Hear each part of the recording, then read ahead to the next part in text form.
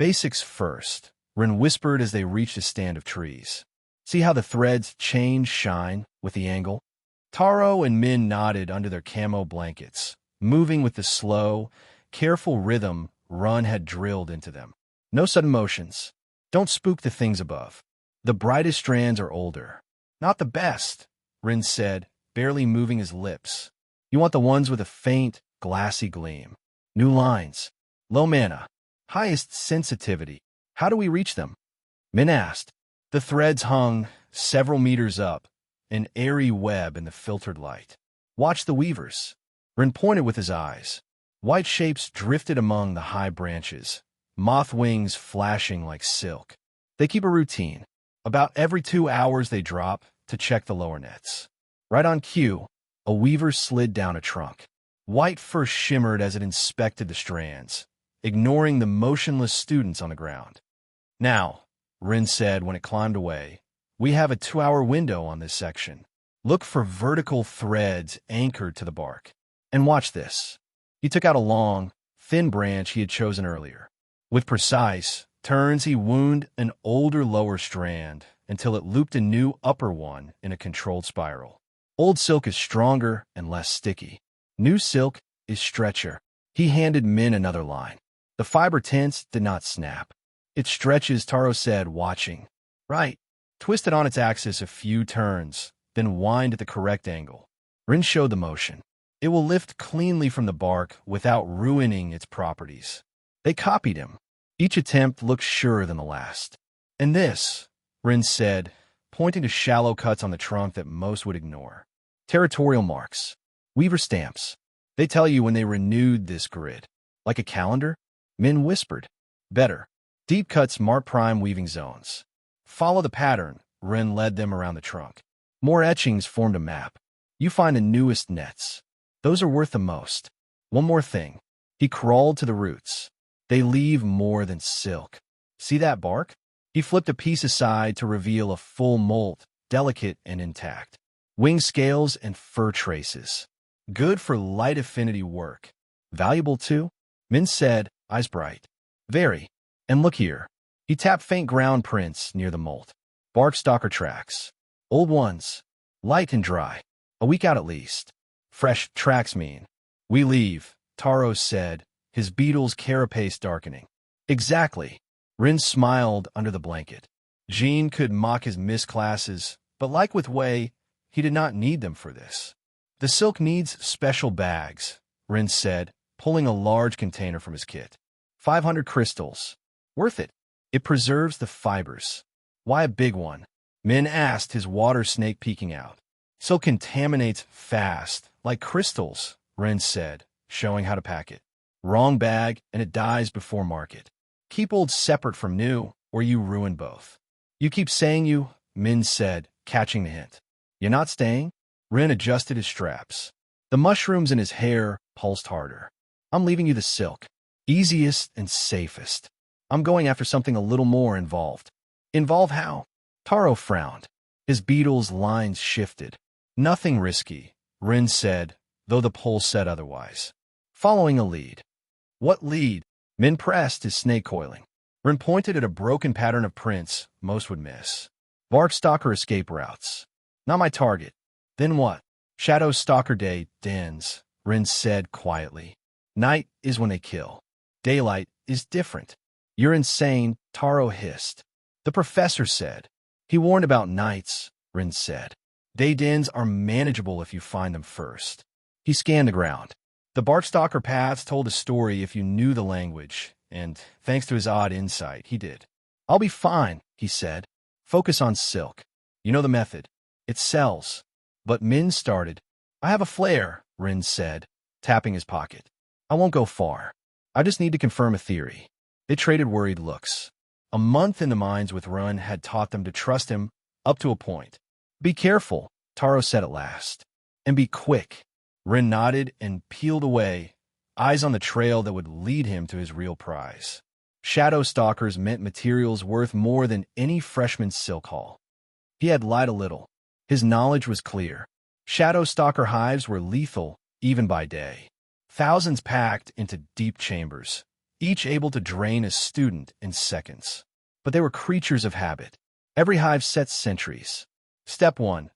Find a big bark stalker, the kind of staff claimed they had cleared for marked zones, which meant stepping outside the safe line. For that, he needed a distraction. 100 meters away, Jin's group was cutting near a heavy silk canopy. The mushrooms pulsed as Run studied the setup. Above them, a massive weaver colony was laying. I need a distraction. About 100 meters away, Jin's team worked under a heavy canopy of silk. Above them, a massive weaver colony stitched fresh lines, white bodies drifting with slow purpose. Rin didn't hate those bullies enough to wish them dead. Weavers trap first, then flood the cocoon with digestive fluid. It's ugly but slow, and a stirred-up colony gets spotted fast. Professor Zhao would intervene long before it turned lethal. They'd be fine. Rin eased up to a nearby trunk. A tap here, a pluck there. Tiny tremors rippled through the lattice, the exact rhythm a weaver reads as prey struggling, all of it aimed toward Jin's crew. "Look out!" Cass shouted as the weavers poured down in a sheet of white, wings unfurling like living cloth. "There are too many!" Kai yelped, bravado gone. "Flares, you idiots!" Jean barked, voice shaking. Tiger stripes along his arms flickered out of sync. "I can't find mine!" Kai cried. "They're everywhere!" "Professor!" Cass screamed. A flare snapped, blinding and loud. "Perfect!" As Zhao's owl-winged form swept toward the chaos, Rin slipped the other way. Just before he crossed the boundary markers, he tucked his camo blanket beside a thick seam of silk, an alibi waiting in plain sight. When Zhao checked later, it would look like Rin had been quietly collecting. The shouts and popping flares covered his exit. Zhao would be busy for a while. Now he needed one big bark stalker. The mushrooms at Rin's temples pulsed, eager, hungry. One step at a time.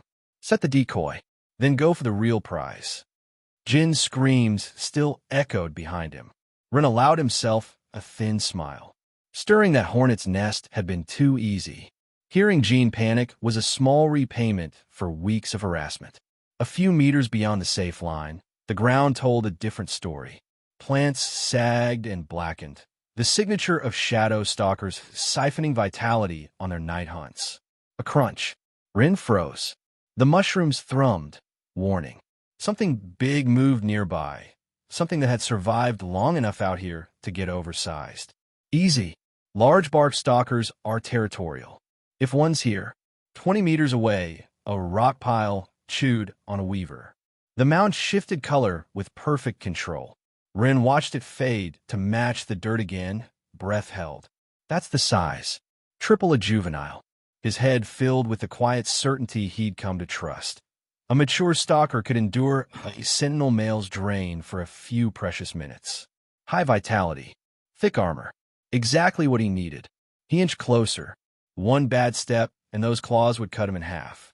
They look sluggish until you're in range. A new sound threaded the air, a thin, needling buzz. Normal ears might miss it. The mushrooms flared in answer. Right route. The stalker stilled, its camouflage flawless. Beast this old survived by reading danger. Instincts honed by constant threat. The males are the real problem, Rin thought, eyeing the dark slit of a cave ahead. Shadow stalker sentries weren't the small black females he wanted. They were the males, bigger, faster, awake by day, near bronze in power, surviving here because the females fed them mana from within the hive. I need a male to come out and hit the bark stalker. Only then can I slip past to the females. First problem, moving a rock that doesn't move. He watched the stalker breathe, barely. Ambush predators only strike what passes close. If it misses, it won't chase. One lunge, then reset. Baiting it won't work. But if I can't make it hunt, the answer clicked. If it wouldn't hunt, he'd make it run. I know what it fears. With that much stored vitality, almost ready to touch bronze, it can't risk being spotted by a shadow stalker hive. A male stood watch at the cave mouth, almost invisible until you were inside its range. Thick-limbed, all threat, no mistakes. Males drained life, as well as females, and had reach and tricks that turned close calls into funerals. One step at a time. First, convince our camo friend this isn't a good nap spot. Rin studied the bark stalker again. Table-sized, perfect texture, perfect color. A masterclass in not being seen. So much store vitality, I almost pity you, he thought, fingers moving through his kit. Every motion measured. No rattles. No shine. He set to work on the decoy.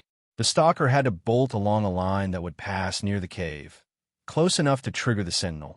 Not so close the stalker, since the hive first. One mistake, and it's over. Wrong angle, and I lose the shot. He breathed once, slow and even, then put the plan in motion. Time to make a perfect predator remember what fear feels like. Hey everyone, Firescale Audiobooks here. If there's a novel you'd love to hear more of, you can support us on Patreon or Ko-fi. Depending on your tier, I'll make extra parts just for the stories you're most excited about. Usually I can only upload 4 to 5 parts of each novel, but with your support, we can go beyond that. And of course, don't forget to hit subscribe. It helps more than you know. Shadow stalkers use extremely thin mana tentacles to drain energy with absorption waves. Knowledge flowed while Rin prepared his trap, and those waves follow a very specific pattern. The mushrooms in his hair pulsed while he extracted the silver-rank proto-core crystal he'd obtained from a worm. Unlike a normal crystal, this one still maintained part of the incomplete core's mana storage structure, making it perfect for his needs. Its imperfect core nature actually made it more suitable for what he planned. If I overcharge it with the correct pattern, with precise movements, Rin began introducing mana into the crystal, carefully mimicking Shadow Stalker's drainage waves. Each pulse had to be exact. Too strong would alert the male immediately. Too weak wouldn't affect the bark stalker from a safe distance. It was risky work. Every energy pulse was like a beacon for the male at the cave entrance, who would interpret it as a rival male's presence. This was why the crystal needed to be perfectly calibrated for a range that was neither too long nor too short. The male shifted position, its head turning slightly toward Ren's location, though still too far to detect him completely. Its mere movement sent chills down Ren's spine. Just a little more. The crystal began emitting a barely perceptible hum. To the bark stalker, it would feel like an approaching shadow stalker male. The wave pattern was unmistakable to a creature that had survived this long in such dangerous territory. The reaction was immediate and dramatic. The camouflaged giant tensed, its perfect environmental fusion faltering for a moment. The mushrooms pulsed in response. The primitive fear of losing years of accumulated energy, so close to evolution, was overcoming its instinct to maintain position. Rin moved the crystal with surgical precision, directing the waves. Finally, the bark stalker began retreating, abandoning its position with clear reluctance. Each step, taken as quickly as its massive form allowed, brought it closer to the cave while trying to escape what it perceived as an approaching predator. The male at the entrance rose to its full height, its body revealing itself in all its terrible glory. It had detected the bark stalker, a prey too tempting to ignore, especially one so rich in accumulated vitality. Now comes the dangerous part, Rin thought while preparing to move. He needed the male to chase the bark stalker far enough from the entrance, but not in his direction nor toward the school's safe zone where teachers and assistants might detect the commotion. The mushrooms pulsed frantically when the male launched its attack. The bark stalker, caught between the false shadow stalker and the real predator, chose what it perceived as the lesser evil. But Rin didn't falter.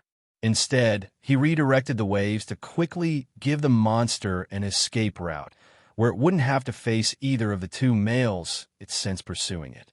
Its retreat turned into a full sprint as the real male gave chase, heading exactly in the direction Rin needed them to go. The entrance is clear. The knowledge showed him he had about 20 or 30 minutes, at most, before the male returned. The black females are at the cave, and if he could find the... It was time to discover if his entire plan was worth the risk. The mushrooms in Ren's hair pulsed while he slipped toward the cave entrance. The knowledge flowed freely now. Shadow stalker females slept in groups, their 50-centimeter bodies piled in the darkest zones where mana naturally concentrated. The skin is the only valuable part in the market, he thought while preparing his equipment with practiced efficiency. And only the outer layer. But I have an idea for the tentacles, if only the male. The tunnel descended in a gentle slope, its walls gleaming faintly in certain places where years of mana absorption by the creatures had saturated the very rock. The air grew thicker with each step downward. In some of these places, crystals had formed naturally, their structure altered by the constant exposure to the creature's unique mana manipulation. These were the crystals that females accumulated as supplements to feed the male before going deeper to sleep. It seemed Run had gotten lucky, arriving just before the absorption date when the collections would be at their peak. Rin collected a bag of those rocky crystals, as many as would fit. He had to be careful not to get too close to the swarm's sleeping zones and not descend too deep into the cave, or he'd risk mana poisoning so severe he wouldn't even last the 2.5 days at camp.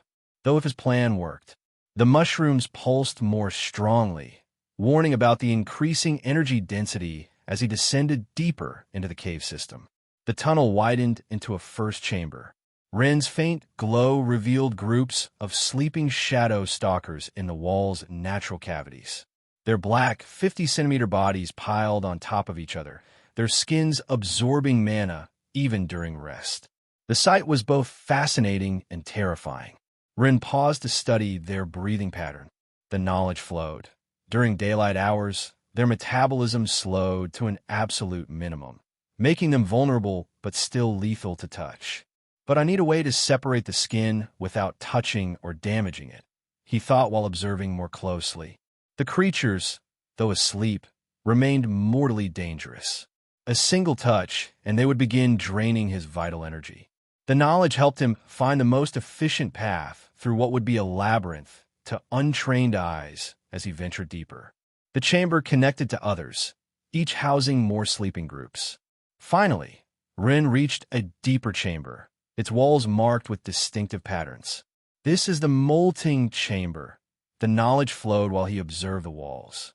Distinctive marks covered the rock, scratch patterns where creatures rubbed to shed their old skins during the process.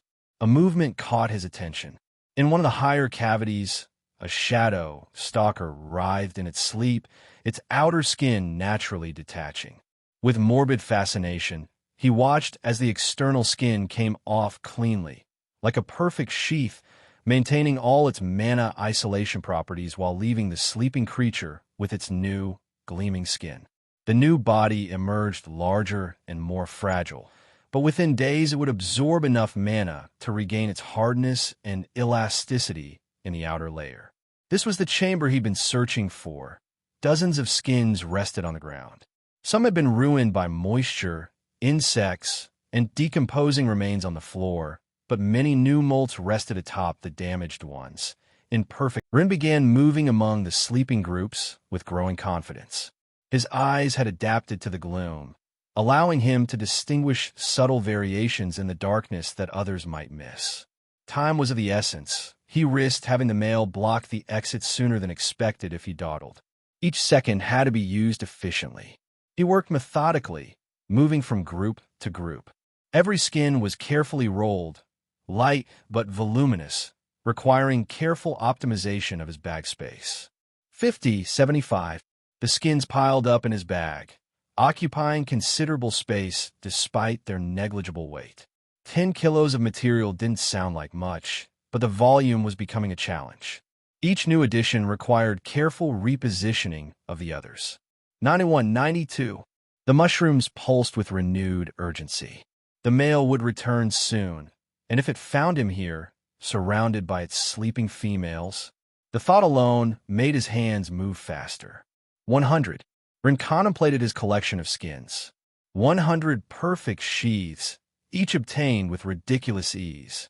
But his gaze lingered on one of the newly molted creatures, its fresh skin still gleaming and vulnerable in the dim light.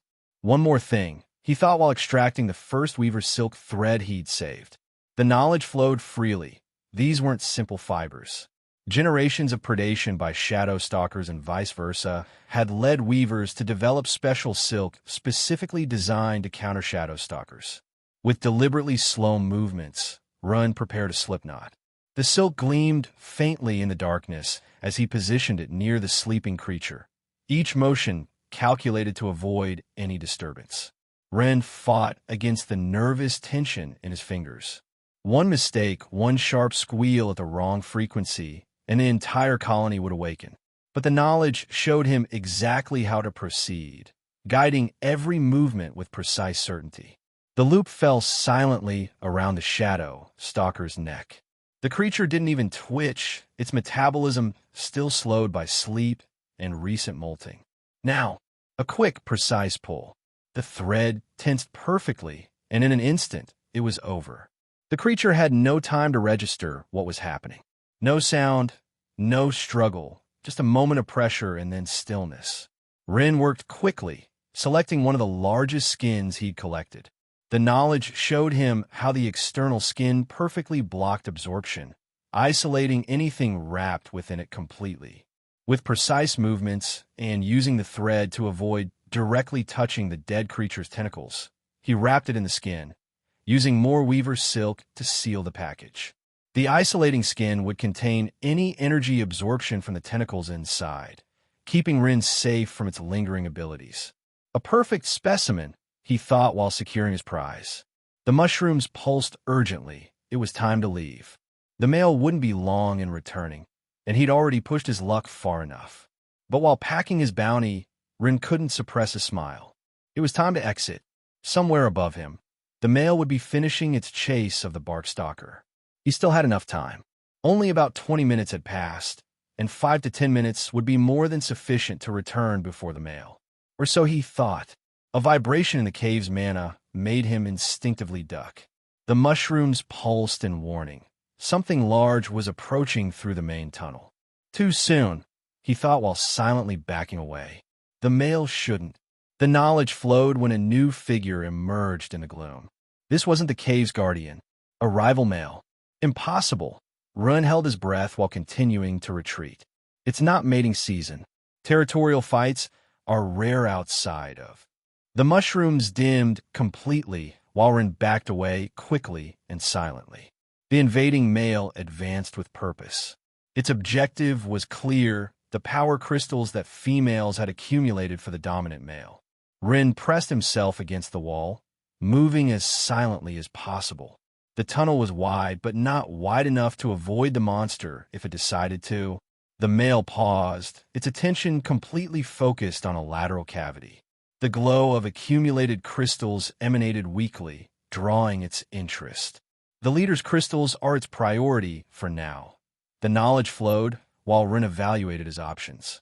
But after, a satisfied growl resonated as the invader began absorbing the crystallized energy. But Rin knew it wouldn't end there. The knowledge was clear. After stealing the crystals, the male would seek to mark some sleeping females. It was part of the domination ritual. And when it does, it'll reach me. Rin looked back. The 100 skins and specimen in his bag slowed him down, and the main tunnel was the only exit. In moments, the invading male would advance toward the deeper chambers, completely blocking the path. He was trapped. The mushrooms in Ren's hair transmitted information while he evaluated his situation. The invading male continued absorbing the leader's crystals, each second bringing it closer to its next objective. Think, Ren urged himself while the knowledge flowed. The male shadow stalkers were different from females. A single touch.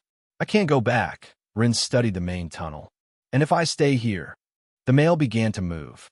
Its vibrations resonated ever closer as it advanced, searching for females to mark. The tunnel seemed to narrow with each passing second. The knowledge flowed. He needed to hide, and he had exactly what he needed. With hurried movements, he began extracting some of the black skins. The mana-blocking capability that made them so valuable could also serve as perfect camouflage. Like a second skin, he thought while methodically covering himself. Each piece had to overlap with the next, creating a seal that would block his energy presence. The knowledge flowed frantically, Males were territorial, aggressive, but also ritual-bound. Each step of their behavior followed a specific pattern. First the crystals, then the females nearest the entrance, then those at the bottom. The male moved among the sleeping females, marking its new territory. The invader growled in satisfaction. Its body gleamed with stolen energy as it turned toward the deeper chambers. Rin held his breath as the beast passed nearby, its senses completely focused on its domination ritual. The mushrooms sent him a warning sensation. Something wasn't right. The male stopped, its head turning slightly. A scent had penetrated the skin barrier. The captured female, the knowledge flowed urgently. The knot wasn't perfect, allowing a small leak of the dead. Rin held his breath as the beast passed nearby, its senses completely focused on its domination ritual. The mushrooms sent him a warning sensation. Something wasn't right. The male stopped, its head turning slightly. A scent had penetrated the skin barrier. The captured female, the knowledge flowed urgently. The knot wasn't perfect, a tiny opening, barely visible to the naked eye, allowing the dead creature's essence to escape. The male turned completely, all its senses now focused on the anomaly. It began moving toward Run, each centimeter of its advance increasing the tension with growing menace. The broken flare, Run remembered his last possibility, fingers brushing against the device in his pocket. It wasn't just a signal. The crystal inside was designed to emit a pulse that the professor could detect from a significant distance. If he could alter the pulse's specific frequency and release it instantly through the opening, his mind raced through the calculations, each second precious as the male drew closer. Ren moved his hands and mana flow frantically, trying to modify the crystal's resonance before it was too late. The male approached with inexorable purpose. He wouldn't make it in time. The beast was so close that Ren could see energy patterns swirling in its eyes, the hungry glow of a predator that had detected something amiss in its new territory. When a male was almost upon him, Ren broke the flare. The crystal shattered, releasing a concentrated energy explosion. The male recoiled, momentarily blinded, and more importantly, the crystal's resonance traveled through the tunnels with a piercing sound that carried far beyond the cave's confines. Ren didn't wait to see the beast's complete reaction. He launched himself toward the exit, every muscle straining with desperate energy. The mushrooms in his hair pulsed frantically as he ran, warning that the male would recover in seconds. Their glow dimmed to almost nothing, trying to minimize his presence. Run ran, still covered by the skins. The male roared and moments later began the pursuit, its fury overwhelming its interest in the females. The sound of its rage echoed through the tunnel system, promising terrible retribution. The roars made the cave walls vibrate with their intensity. The Shadow Stalker's fury was palpable, its new territory violated, its ritual interrupted. The sound of its pursuit resonated ever closer, each echo a reminder of approaching doom. Too fast, Rin thought while zigzagging between rock formations. The knowledge showed him the terrible truth. Males could move at incredible speeds when provoked. Another roar, closer still. Rin could feel the air pressure changing as the male drained mana around it, creating vacuum zones meant to slow its prey. Fortunately, his skin covering provided some protection and slightly confused the male's precise detection abilities. The cave exit appeared ahead, daylight beckoning like a beacon of hope. The male's claws scratched against rock, each impact closer than the last, the sound a countdown to capture. Just a little more. The mushrooms pulsed with renewed urgency.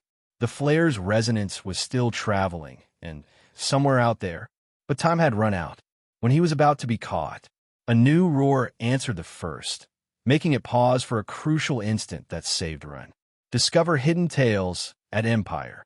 This one came from outside the cave, carrying a different fury, the territorial rage of the original male detecting an invader. Ren's plan with the flare had worked just in time. He threw himself to the ground as he reached the entrance, rolling into the black skins like a cocoon. Time seemed to slow as the two males met in what promised to be an epic confrontation. The invader emerged from the cave like a nightmare of power, its body glowing with stolen crystal energy. The original guardian landed before it, its own power obtained from the enormous bark stalker, manifesting invisible waves of mana that distorted the air between them. For a moment, both beasts evaluated each other. The tension in the air was so dense that Rin could feel it even through the skins covering him, each pulse of energy making the very ground tremble. And then, all hell broke loose. Rin crawled away from the male's confrontation. Their roars and energy waves transformed the air itself into a battlefield, each clash sending ripples of power through the surrounding area. When he considered himself far enough away, he stood and began running, but not toward the camp. Despite everything, Rin hadn't had enough for today, especially because the bark stalker he'd used as bait had to be somewhere along the route he directed it. The male chased it east. The knowledge flowed while Rin studied the terrain, looking for signs of the massive creature's passage. After several moments of methodical searching, he found it. The bark stalker's body lay like an artificial hill, its camouflage failing in death. Its body was completely dry. The male had drained much of its vital essence after death, but Rin's interruption had prevented it from finishing the process. Otherwise, instead of the thin, desiccated creature he now saw, only a shell and dust would have remained. The mushrooms pulsed while Ron examined the corpse. This was perfect, with the draining interrupted. The core should be intact. With precise movements, he extracted his knife and grabbed a stone to use as a hammer. The exact point the knowledge showed him where to strike. The bark stalker's dry skin, though hard, had become brittle after losing its mana. A well-placed blow. The crack of the rupture resonated like a gunshot in the silence. Rin worked quickly, widening the gap until he could extract the crystallized core. He stored it in one of the skins with some powder from the desiccated monster, which should still contain considerable vitality. And this, he thought while studying the carapace, is an unexpected bonus. The finest mosses and herbs still clung to the beast's shell. Carefully, he began removing them and storing them between the shadow stalker skins. While working, his mind was already crafting possible explanations for his triumphant return. A story about a hollow tree full of skins discarded by weavers would be hard to believe. The skins were too well preserved, too perfect. And when I add the core of an almost mature bark stalker, plus these exceptional quality herbs, the mushrooms pulsed, revealing his concern. Professor Zhao wouldn't be easy to fool. I need a better story, he thought while storing the last specimens. Something that explains all this without revealing. I ventured beyond the mushrooms in Ren's hair pulsed, revealing his concern. Professor Zhao wouldn't be easy to fool. I need a better story, he thought while storing the last specimens. Something that explains all this without revealing. I ventured beyond the limits. In the distance, the shadow stalker male's roars began to diminish, their battle reaching its inevitable conclusion. Soon, one would establish dominance and claim the territory. Rin had no more tricks ready to escape the losing male if it found him. His earlier gambit had used up all his prepared contingencies. It was time to return. But as he headed toward the camp, Rin couldn't suppress a smile. Explaining his bounty would be complicated, but the value of what he carried in his bag would make any interrogation worthwhile. After all, he thought while the mushrooms pulsed softly, the best stories are always the hardest to believe. Rin approached the marked territory cautiously. The battle between the shadow stalker males had ended, leaving a heavy silence in the air that spoke of recent violence. First, I need something more believable, he thought while organizing his story. Something that explains not just the skins, but also the core and the herbs. The knowledge flowed while he evaluated his options.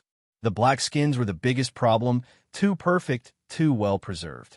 Even if he had found a weaver's tree, discarded skins would normally show signs of deterioration. Not to mention that finding 100 was like winning the lottery. And then there's the core. The mushrooms pulsed while Ren touched the crystal in his bag. An almost mature bark stalker, conveniently found along with everything else. A sound made him freeze mid-step. Voices in the distance, other students gathering. He recognized the arrogant tone that had caused him so much dumb trouble. "It's your fault." Jin's voice resonated with frustration, carrying clearly through the trees. "If you hadn't lost the flare so quickly." "My fault." Kai sounded equally annoyed, his scales visible even from a distance. "You were the one who provoked the weavers." Rin slipped silently between the trees, avoiding detection as he made his way back to his camouflage blanket.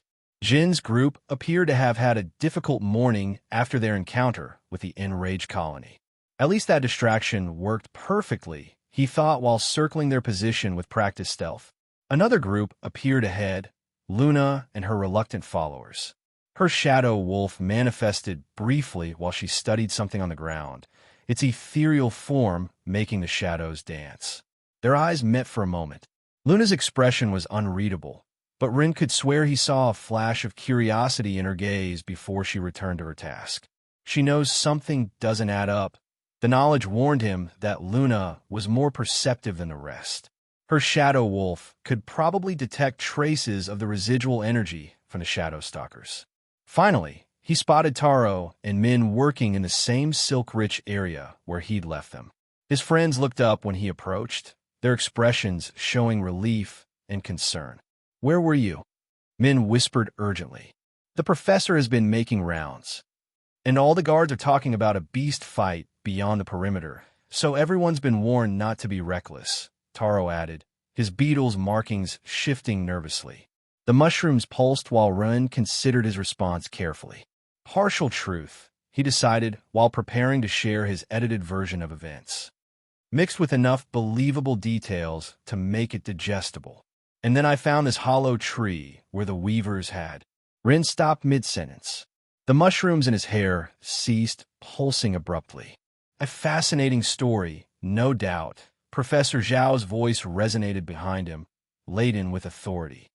"Perhaps you could share in my office." Rin felt his throat constrict as he swallowed hard. Min and Taro exchanged worried looks, but there was nothing they could do to help their friend now. Night had fallen over the camp. An enormous insulating tent protected the students from shadow stalkers, while professors and assistants mounted guard at the entrances. Inside, the murmur of conversations and occasional flash of manifested beasts created an almost homely atmosphere. But Rin wasn't with his companions. Stay updated with Empire. Instead, he found himself seated in Professor Zhao's improvised office, feeling increasingly small under the penetrating gaze of the half-manifested owl. "Do you really expect me to believe that story, Mr. Paddender?" Zhao leaned over his portable desk. There was no anger in his voice, but something worse, disappointment. "A tree where you conveniently found all of this." The mushrooms in Ren's hair pulsed weakly while the professor spread his bounty across the table. The perfectly preserved skins, the barkstalker core, the exceptional quality herbs, and even a freshly molted shadow stalker. "It was clever using the incident with Jin's group to escape my monitoring," Zhao continued, his tone carrying a bit of irritation. "A perfect execution, I must admit. But," he stood up, his owl manifesting completely. The wings spread while his eyes, sharpened by decades of experience, fixed on Rin with unerring focus. "Did you think I wouldn't notice your motionless camouflage blanket for hours? That my eyes wouldn't detect the complete absence of movement in that spot?" Rin sank deeper into his seat, shame and worry warring for dominance in his expression. "I don't like being underestimated, Mr. Paddender," Zhao crossed his arms. "I am the exterior gathering professor for a reason. These eyes have seen more tricks than you can imagine." "I'm sorry, Professor," Rin mumbled, his voice barely audible in the tense atmosphere. "The real question is," Zhao sat back down, his expression unreadable, "what am I going to do with you?" The mushrooms pulsed with renewed concern. Had all the planning, all the risks, been for nothing? The professor extracted something from his desk, a small flask containing clear greenish liquid. "You know, I prepared this before departing," Zhao continued, turning the flask between his fingers thoughtfully. "When the other students complained about the 2.5 days, I thought it would be interesting to see their reactions if they discovered you lasted the full 3 days." The mushrooms in Ren's hair pulsed with surprise while he processed this unexpected information. The mana poisoning medicine, Zhao smiled slightly, his severity beginning to crack, was going to be our little secret. A lesson about prejudice for your classmates, and my help for the unfortunate student. He reclined in his chair, his owl manifesting more relaxed now. But it seems I underestimated your initiative. Instead of needing help to last 3 days, you decided to venture the mana poisoning medicine, Zhao smiled slightly, his severity beginning to crack, was going to be our little secret. A lesson about prejudice for your classmates, and my help for the unfortunate student. He reclined in his chair, his owl manifesting more relaxed now. But it seems I underestimated your initiative. Instead of needing help to last 3 days, you decided to venture alone into dangerous territory. Your next chapter awaits on Empire. The laugh that followed was genuine, the change in his attitude flowing naturally. He hadn't stopped being the strict professor, but Naurin could see the admiration mixed with the reprimand, like a master craftsman acknowledging a particularly clever apprentice. The medicine is still yours if you want it, he offered, sliding the flask across the desk with deliberate care. Though I suspect you might have your own method for handling the poisoning. Rin took the flask with gratitude. Thank you, Professor.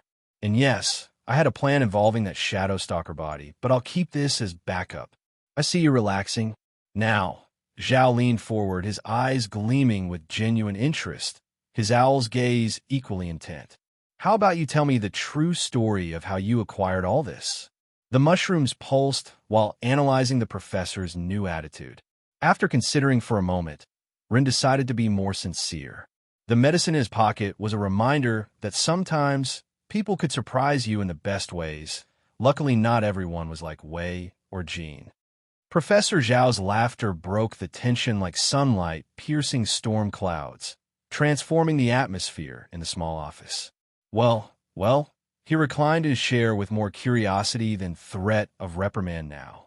How did you manage to enter that cave then? Rin carefully considered how much to reveal so his story wouldn't seem false again. Sometimes truth was indeed stranger than fiction. He decided to begin with the basics and build from there. The larger bark stalkers are slightly dangerous, he explained, gaining confidence as he saw the genuine interest in the professor's eyes. But they have so much accumulated vitality that they're perfect targets for shadow stalker sentinels. I just needed to make one move to the right place. And how did you manage that without it returning to its spot?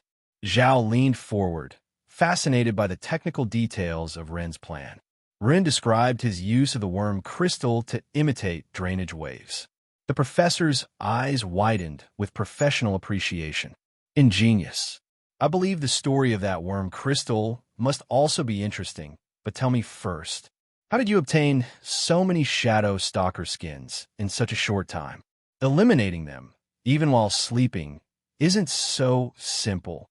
The females molt regularly in the deep caves, Ren continued, carefully omitting exactly how he knew to find the molting chamber in the labyrinth of the enormous cave system.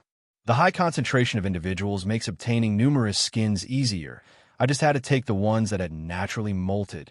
Fascinating, Zhao murmured while examining one of the skins with expert attention. In all my years exploring, I've only seen such perfect specimens twice. We had destroyed nests in an expedition, finding skins after days of exploring the caves, but most always show damage. It's difficult to obtain them without marks of violence. I didn't need force, Rin smiled slightly. Just understanding of their natural cycles. The professor nodded thoughtfully. You know, the king's policy is clear. We must reward those who show true talent for exploration and gathering. He stood and began pacing. It was incredibly risky, of course. With your limitation, he gestured toward the mushrooms. Venturing so far could have ended very badly. But, he continued, a smile forming, you've demonstrated something many forget. Knowledge and cunning can sometimes overcome brute force. Zhao studied him for a long moment, his owl's gaze equally penetrating. The miserable one everyone says will belong to the gray wing all his life. Seems there's much more to you than appears, isn't there? Rin maintained a modest expression. though the mushrooms pulsed with quiet satisfaction. You know, the professor smiled. I think I'm going to be very interested in seeing how you develop. With proper support, I almost regret having to stay watching other students collect basic silk. I like to see firsthand how you work. Gathering with you in one of those caves, seeing how. An assistant professor entered hurriedly, his face showing concern that quickly turned to disdain upon seeing Ren. Professor Zhao, the shadow stalkers, they're acting strangely. I've never seen so many hitting against the protective tent. Zhao raised a hand to silence him. It's not so unusual. When there are territorial changes, sometimes the colonies. But Run had gone rigid in his seat while listening to the impacts above the tent. They were quick, erratic, different from the usual cave migration pattern. Silence, he requested, raising a hand. Listen to the rhythm. The assistant looked at him with contempt. What could this troublesome student mean by that? How arrogant, he thought, but Zhao turned with interest. What did you notice, Ren? This isn't a normal territorial change. Excuse me, Professor, Ren murmured, his mushrooms pulsing faster. They're flying too low, too fast. Almost as if. As if what? Zhao prompted. As if they were fleeing, Ren completed, standing up. And shadow stalkers don't flee from other beasts. The bronze ring beasts in this section, the wood colossi, the metal serpents, even the rock scorpions, never venture here. Ren chose his words carefully. Even when displaced by territorial fights or hunger. Why are you so sure? The assistant crossed his arms skeptically. Because shadow stalkers kill them, Ren responded with quiet certainty. A bronze beast might be stronger individually, but at night a shadow stalker colony can drain all its mana in seconds. It's suicide for them to enter this territory. Zhao nodded slowly, his owl's feathers ruffling with growing concern. They would stay in the mana-richer zones. Even if displaced, they'd seek other hunting grounds. Zhao completed, his expression turning thoughtful. You're right. This is unusual. And a silver-rank beast. Ren continued his analysis. If it was displaced from its territory, why come here? It would be more logical to stay in the second ring, hunting bronze beasts. The mana concentration there is much higher, and hunting would be easier. I suppose that's why this zone is safe for students, Ren added. The iron ring has nothing to attract more powerful beasts. This is too artificial, Ren frowned, as if something had altered the natural cave structure. Or perhaps... I suppose that's why this zone is safe for students, Ren added. The iron ring has nothing to attract more powerful beasts. The impacts continued overhead, growing more erratic with each passing moment. The shadow stalkers, creatures that normally dominated the night in this zone with absolute authority, were acting as if something had fundamentally altered the natural order of the first ring. Their behavior spoke of primal fear, an emotion these predators rarely experienced. The assistant seemed eager to protest that they were taking a student seriously, but another pattern of impacts interrupted him, this one more urgent than the last. The rhythmic pounding against the tent's protective fabric carried an unmistakable message of panic. The impacts persisted above the tent, the shadow stalker's erratic behavior becoming increasingly evident.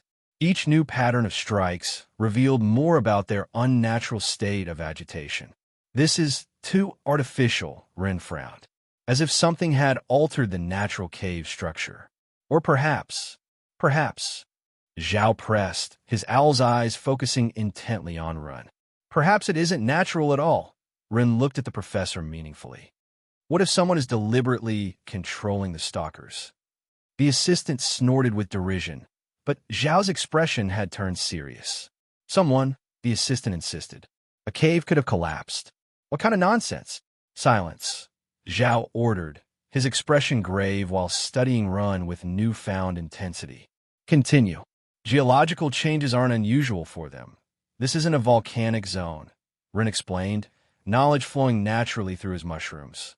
The beasts would behave differently, and a large collapse would have caused vibrations we would have felt. The impacts on the tent increased in frequency and force.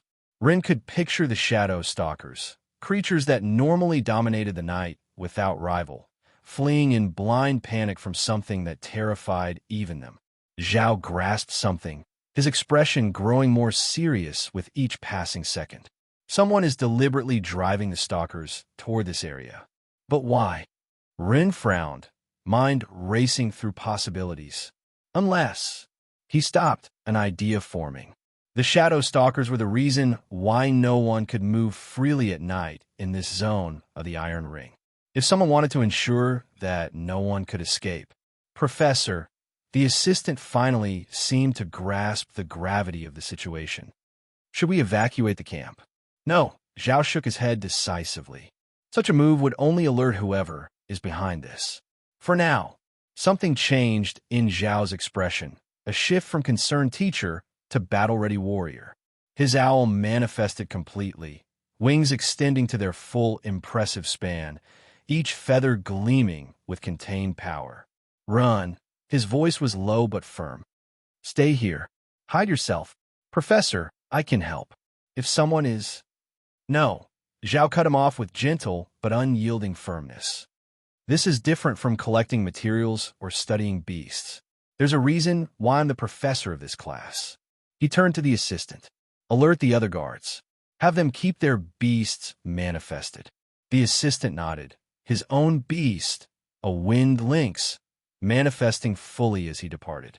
But Professor, Ren insisted, his mushrooms pulsing with urgency. If I know how the stalkers behave, I could counter. First, I need you to stay safe. Zhao looked at him directly, his gaze burning with intensity. Your knowledge might be vital to our city later. But now, a new pattern of impacts resonated above the tent. The shadow stalkers were no longer just fleeing. They were being herded with purpose. Now, I need you to trust me. Zhao moved toward the exit. There are things more dangerous than wild beasts, Ren. His gaze briefly shifted toward where the students slept, some of them heirs to powerful families with beasts of extraordinary potential. Find adventures at Empire. Stay here, he repeated before leaving. And whatever happens, don't expose yourself. Ren watched Zhao depart, the mushrooms in his hair pulsing with growing concern. Something or someone had orchestrated this situation with careful precision. And while the impacts continued above the tent, Ren couldn't help but wonder what other plans were unfolding in the darkness. The darkness inside the tent grew thicker while Zhao and the auxiliaries formed a protective circle around the sleeping students. Some students started to wake up from all the movement. Their manifested beasts created patterns of faint light, Zhao's owl shining more brilliantly than the others, its power barely contained. The auxiliaries didn't fully understand what the commotion was about until a movement at the tent's eastern entrance drew all eyes. A figure wrapped in black fabric stood motionless, its silhouette barely visible against the night. The fabric absorbed all light, all traces of mana. Only the finest shadow stalker materials could achieve such an effect. Professor, one of the auxiliaries whispered, fear creeping into his voice. Before he could complete his warning, another figure appeared at the western entrance, then a third in the north, a fourth in the south, each identical to the last, their forms completely hidden by the black fabric that seemed to devour light itself. A student let out a choked cry when the figures began to move. Their bodies seemed to flow beneath the fabric, as if their forms weren't entirely human. With synchronized movements, they drew what appeared to be curved blades that gleamed dully in the dim light.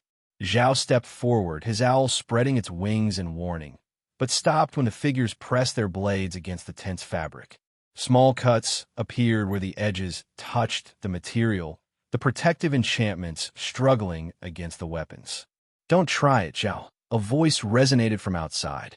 Authoritative, cold, with a metallic echo suggesting some kind of mask. You know what will happen if the tent breaks. The shadow stalker's impacts on the roof intensified, as if emphasizing the threat, their frenzied movements promising swift death to anyone exposed to the night. There are more than 50 students here, Zhao responded, his voice tense but controlled. Most are barely 10 years old. Then it would be a shame if something happened to them. The voice seemed to smile. Surrender. No one has to die tonight. The blades pressed deeper, the cuts extending like dark veins across the protective fabric. In the darkness, the figures seemed to grow more menacing, their silhouettes distorting with increasing mana tension. Last warning. The voice acquired a more threatening tone. Lower your wings, Zhao, or we'll see how long these children can survive when the tent falls and the stalkers enter their feeding frenzy. The sound above their heads was deafening now, dozens, perhaps hundreds of shadow stalkers hammering against the protection. Last warning. The voice acquired a more threatening tone. Lower your wings, Zhao, or we'll see how long these children can survive when the tent falls and the stalkers enter their feeding frenzy. The sound above their heads was deafening now, dozens, perhaps hundreds of shadow stalkers hammering against the protection, hungry, maddened, waiting. Their collective frenzy created a symphony of impending doom that made even the bravest students tremble. The figures covered in black fabric remained at the tent's entrances, creating a sense of silent siege. Their presence alone seemed to make the air heavier, more oppressive, as if the very darkness had taken physical form. The auxiliaries formed a protective circle, their beasts manifesting as patterns of power across their bodies, scales, fur, and feathers gleaming faintly in the dim light. Each of them knew that against a horde of frenzied shadow stalkers, their chances were slim at best. Zhao stepped forward. The hooded figures tensed, but didn't retreat. Their stillness was more threatening than any movement could have been. I wonder if Yino has truly fallen so low as to threaten children. His owl merged with him without fanfare, a subtle change in the air, a presence that spread like ink in water. The famous hunter of Yano, the voice from outside sounded amused, but there was an edge of caution in it. Your reputation precedes you, Zhao. How many of ours have you tracked and eliminated flying over the abyssal border? 20? 30? 42? Zhao responded with the same calm. He might discuss the weather. Zhao stood tall, his owl manifesting across his skin. It wasn't the ostentatious beast many would expect from someone with his reputation. But those who knew the hunter's history understood that his power lay in the lethal precision of the user, not just his silver 3-beast raw strength. All of them better than you. None stupid enough to attack in my territory. You've made a mistake coming here. He wasn't just a professor. The hunter of Yano, as he was known at the border, was famous for his ability to track and eliminate threats from the rival kingdom. His very name was spoken with fear and respect in certain circles. The blades pressed deeper into the tent's fabric. The shadow stalker's impacts created a frenzied rhythm overhead, their collective hunger growing with each passing moment. A dry laugh resonated from outside. Mistake? No, old friend. This place, these training grounds you've used for generations. We know them better than you think. Zhao showed no reaction, but his mind worked rapidly. That information shouldn't be available to Yino. Unless. We have a simple proposal, the voice continued. Luna, Klein, Fong, and Aster. Hand them over, and the other 46 students will live. It's a generous deal. The named students tensed. Luna, her shadow wolf manifesting briefly before melting back into the shadows. Klein, his golden lion gleaming with contained fury. Fong, whose red cobra created scarlet patterns across his skin. Aster, the blue rhinoceros pulsing with power beneath his surface. And if I refuse? Zhao maintained his casual tone, as if discussing the day's weather rather than the lives of his students. Then, the figures pressed their blades deeper into the tent's fabric, creating ominous patterns of stress in the protective material.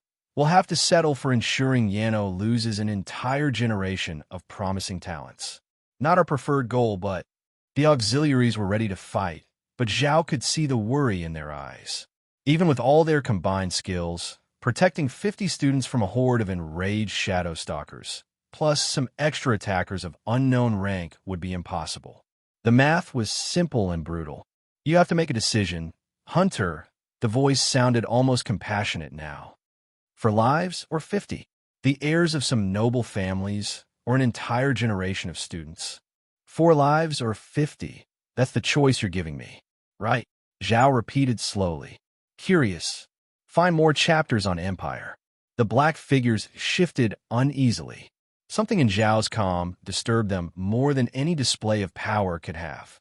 "Do you know why they call me the Hunter of Yano?" He stepped forward, and though the blades pressed deeper into the tense fabric, no figure dared to cut it. "It's not for the number of enemies I've eliminated. It's because never, not once, have I let a single target escape." Something changed in Zhao's posture, a shift so subtle that only the most observant noticed it. The auxiliaries formed a tighter circle around the students, but everyone knew that against a horde of maddened shadow stalkers. "My choice." His voice became dangerously soft. The black figures tensed when they felt the change in the air. Silver feathers flashed in the darkness, moving with lethal velocity. 10 feathers, 10 targets. The heads of the black figures in his sights. The attack was so sudden that 2 of the hooded figures didn't even have time to react. The feathers pierced their masks with deadly precision, their bodies collapsing before they could scream. The others were faster. Some ducked, others covered with their arms, and some retreated behind the tense folds. The silver feathers cut through the air where their heads had been moments before. The first cut in the tense fabric was the beginning of the storm. "Proud fool." The leader's voice resonated with fury as the figures began tearing at the protective fabric. The cuts in the tent multiplied rapidly as the enemies attacked. The first shadow stalkers began entering, their black bodies nearly invisible in the gloom. "You could have saved 46 students," the leader continued as more Medusas slipped through the openings. "But your pride has just condemned them all. Pride has nothing to do with it." He responded while launching a feather that eliminated the first stalker that came too close. "I simply refuse to negotiate with monsters who take children hostage." The sound of tearing fabric was his only answer as more and more Medusas began flooding the space. Zhao's silver feathers flashed in the darkness while eliminating another Medusa slipping through the cuts. His eyes, sharpened by his owl and decades of night hunting, detected every movement in the shadows as if it were daylight. 37, he counted mentally as another feather found its target. The stalkers' bodies fell, but remained dangerous even in death, their mana-absorbing ability persisting for days. More cuts appeared in the tense fabric. The black figures coordinated their attacks, creating strategic openings that allowed more stalkers to enter. "Maintain formation." Zhao ordered his auxiliaries while another feather flew from his hand. The auxiliaries reduced the circle even more.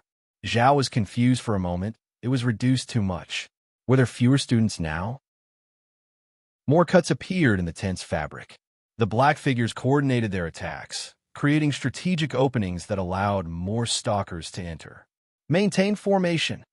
Zhao ordered his auxiliaries while another feather flew from his hand. The auxiliaries reduced the circle further. Zhao felt confusion pierce through his battle focus for a moment. Were there fewer students than before? He dismissed the thought. He had enough on his mind dealing with each shadow stalker that breached their perimeter. Every second brought new threats that demanded his immediate attention. Zhao hadn't been lying. This was his territory. The Mist Owl's abilities were perfectly adapted for night combat. In this zone, he could move freely even during the Medusa's hunting hours. He could fly far faster than they could and was capable of distinguishing them perfectly in the darkness. His enhanced vision turned their greatest advantage into nothing. A single silver feather was enough to kill a shadow stalker. But even with this lethal advantage, he couldn't eliminate such a massive swarm quickly enough to protect a big group all night. There were simply too many, their numbers seeming endless. "This doesn't make sense," he thought while eliminating 10 more with precise strikes. Shadow stalkers were exclusive to this region of the habitable world. No one had managed to obtain a shadow stalker from an egg in Yano, and even if they had, a Medusa nearly reached a student.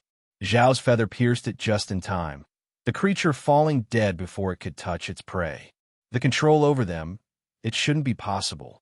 Even having a contract from an egg wouldn't necessarily explain such mastery over these creatures. Luna couldn't control wolves despite having a powerful shadow one, for example. Yet the stalkers moved with purpose, coordinated in a way that defied their very nature. Another section of the tent gave way. The attackers pressed from all directions, their distorted forms suggesting something more than simple manifested beasts. Their movements carried an unnatural fluidity that spoke of powers beyond normal cultivation. Abyssals. The thought made his feathers vibrate with recognition. The corrupted creatures that dwelled beyond known depths and emerged in controlled hordes. But making a contract with one of them, "Professor," an auxiliary's cry pulled him from his thoughts. More cuts appeared as the tent began failing at multiple points, their protection crumbling piece by piece. The students clustered in the center, forming an ever-shrinking circle of frightened faces and manifesting beasts. Zhao launched another feather, the silver metal gleaming with Medusa blood. He was fast, he was lethal, he was the hunter of Yano. But even he had limits, and tonight they were pushing him beyond them. Ow! He wondered while eliminating another wave. How did they manage to contract with an abyssal? What are they willing to sacrifice for this power? The Medusas flooded the tent through dozens of cuts. Zhao's silver feathers flashed ceaselessly, each strike finding its mark with deadly precision. The attacker's leader released a satisfied laugh from outside when Zhao began running low on feathers.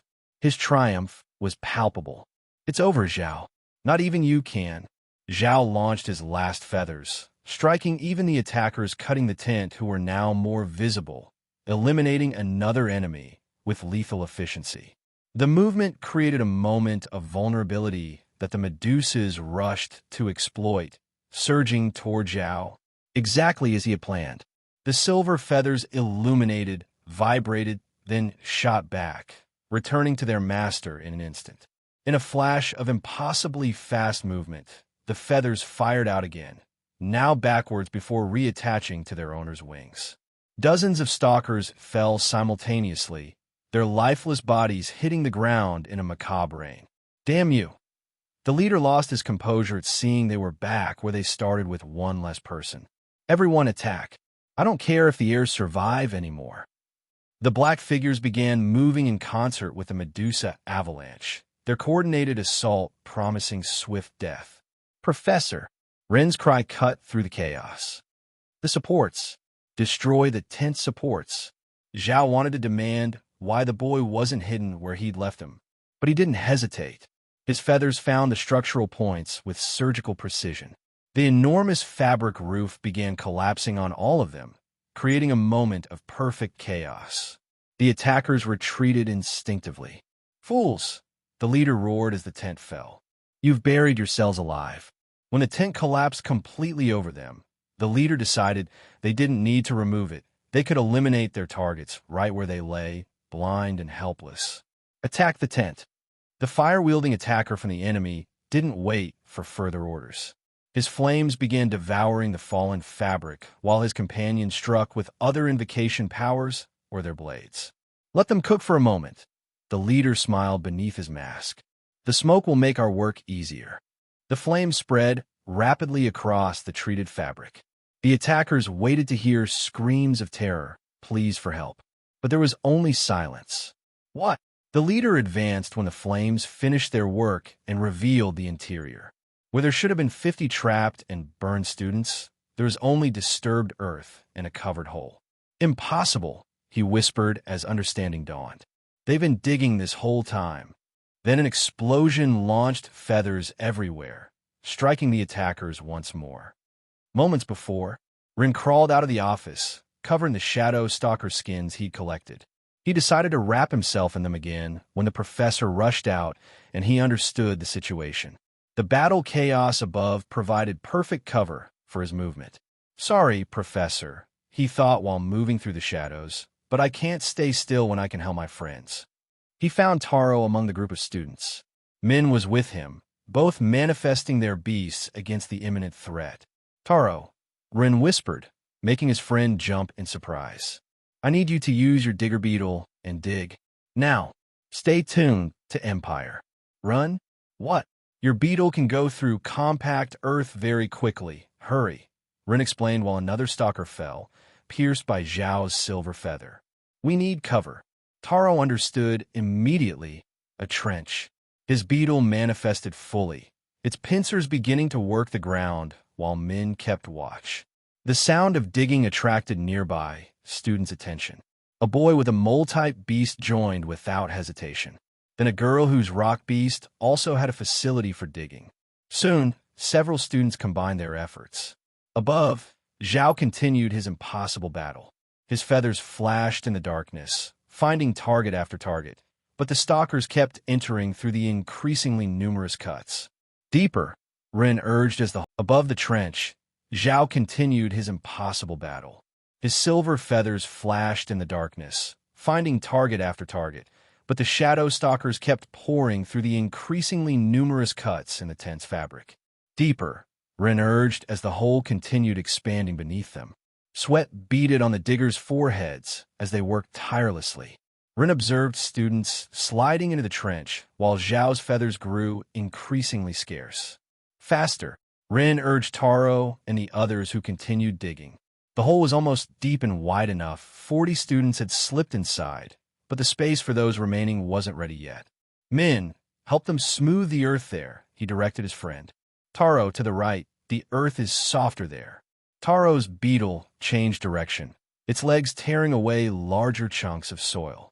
2 other students with digger beasts coordinated their movements, expanding the space with efficiency. Their combined efforts made the tunnel grow faster than any single beast could manage. Just a little more, Rin thought while approaching where Luna remained apart, observing the situation with her wolf ready to strike.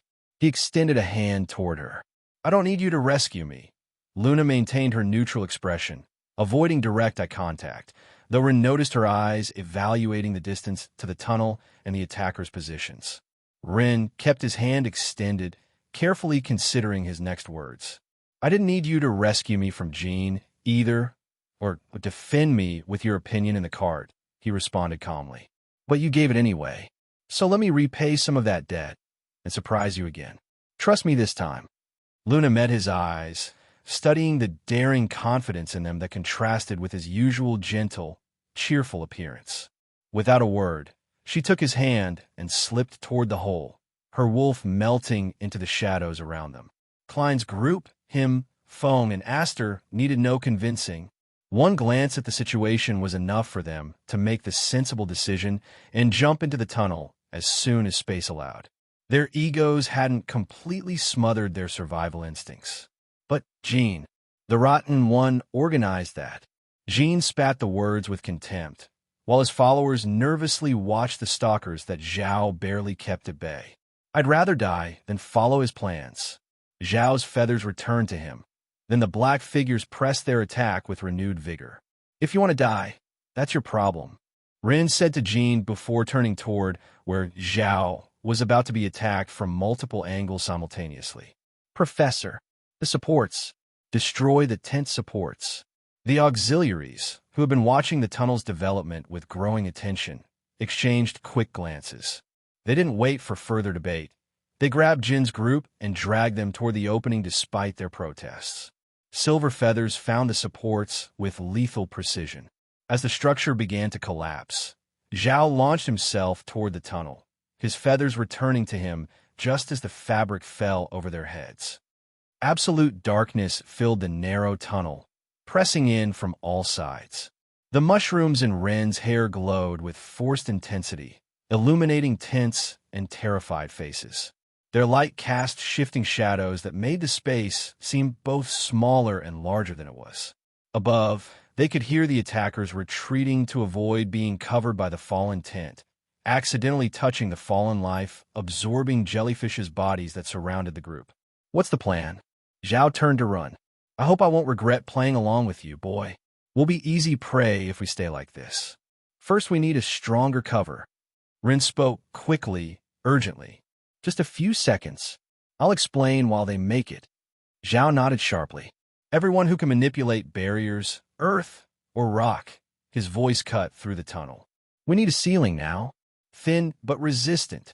Several students responded immediately, their beasts manifesting with defensive purpose. Continue, Zhao ordered while his enormous wings helped support the improvised structure. Rin nodded. Yes, first I'll handle the shadow stalkers, and then you. A blow above them, and the sound of flames interrupted his words. The attackers had begun their assault. Faster, Zhao urged. We don't have much time. The plan is... Taro pressed his hand against the tunnel wall. His manifested beetle vibrated, detecting movements above with uncanny precision.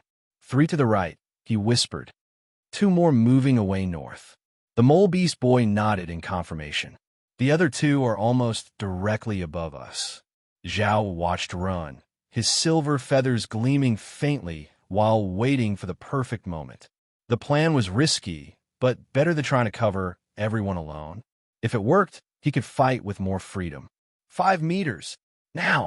Zhao's command cut through the tunnel's tense air, while the improvised ceiling flew upward, propelled by the Wind Link's auxiliary's power. Zhao's feathers shot through the improvised ceiling, finding several unprepared attackers. Their precision was absolute, even in the chaos of the moment. Above, the attackers' surprise cries confirmed they'd found their targets. The element of surprise worked perfectly. Students with defensive capabilities had already begun forming the new shelter, thicker than before, strategically angled to deflect attacks.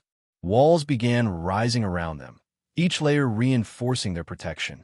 Ren pulled out his new Bark Stalker core, his plan to counter the Shadow Stalker's control ready for implementation. He activated the Protocore crystal while beginning to manipulate the frequency in the immediate area around the students. Shadow Stalkers continued approaching from above, but something changed in their pattern when Ren activated the core. The Shadow Stalkers began moving erratically, as if confused by conflicting signals.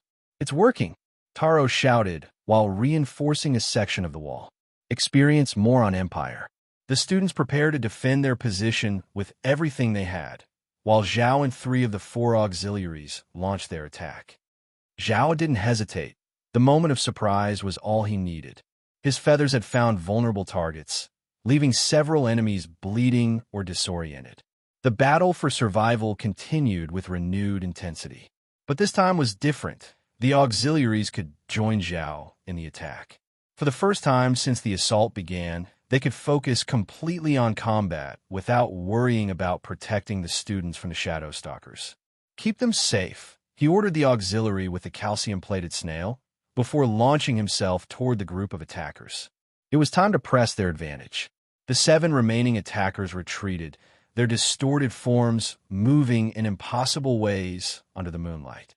Their black fabric, now torn in places, rippled to reveal glimpses of the corruption beneath, flesh fused with beasts in ways that defied nature. Zhao didn't hesitate. The moment of surprise was all he needed. Keep them safe, he ordered the auxiliary with the calcium-plated snail, just as he launched himself toward the group of attackers. The other 3 auxiliaries followed his lead, each moving with practiced coordination. Their beasts manifested fully. The Wind Link's bearer moved like a gust toward the enemy on the left, his claws gleaming in the darkness. The beast's speed made him almost invisible to the untrained eye. The boar bearer charged against the fire wielder, his defensive plates shimmering against the first corrupt flames. Each step was measured, calculated to close the distance while minimizing exposure. The 3rd auxiliary, his bronze hawk manifesting in copper patterns across his skin, intercepted another enemy on the left. Zhao faced the remaining 4, including the leader. His silver feathers danced between his fingers, each one humming with power. Read exclusive adventures at Empire. The black figures finally dropped their hoods, revealing the true abominations beneath, forms of the abyssals. Their skin shared that disturbing purple tone that marked their chaotic species from the depths. Each one was a unique nightmare made flesh. The first had tentacles emerging from its back, each moving with its own will, its purple skin pulsing with darker veins that seemed to writhe beneath the surface. The appendages twisted and coiled like living ropes. The second appeared to be a grotesque fusion of giant salamander and crocodile, its slimy skin gleaming wetly in the moonlight. Scales and smooth flesh merged in weird patterns. The third maintained a vaguely humanoid form, but parts of its body melted and reformed constantly, like molten purple wax dancing to some alien rhythm. Its shape was never quite the same from one moment to the next. The leader was a nightmare given form, an arachnid creature whose face split into 3 distinct mouths, one central and 2 on the sides of the jaw. 5 purple eyes moved unnaturally, studying Zhao's every movement with predatory intelligence. The famous hunter of Yano, it smiled, its multiple mouths moving in unsettling unison. How long have you been hunting us without truly understanding what you face? Zhao's feathers danced between his fingers with deadly grace, long enough to know where to strike. The attack was instantaneous. Silver feathers became streaks of light as they sought vital points. The tentacled one used its appendages to deflect them, but 2 found flesh, drawing purple ichor. The giant salamander spat purple acid that melted both feathers and earth, where the hunter had been a second before, while the purple wax being suffered no damage as it tried to flank him. Its mostly fluid form made conventional attacks nearly useless.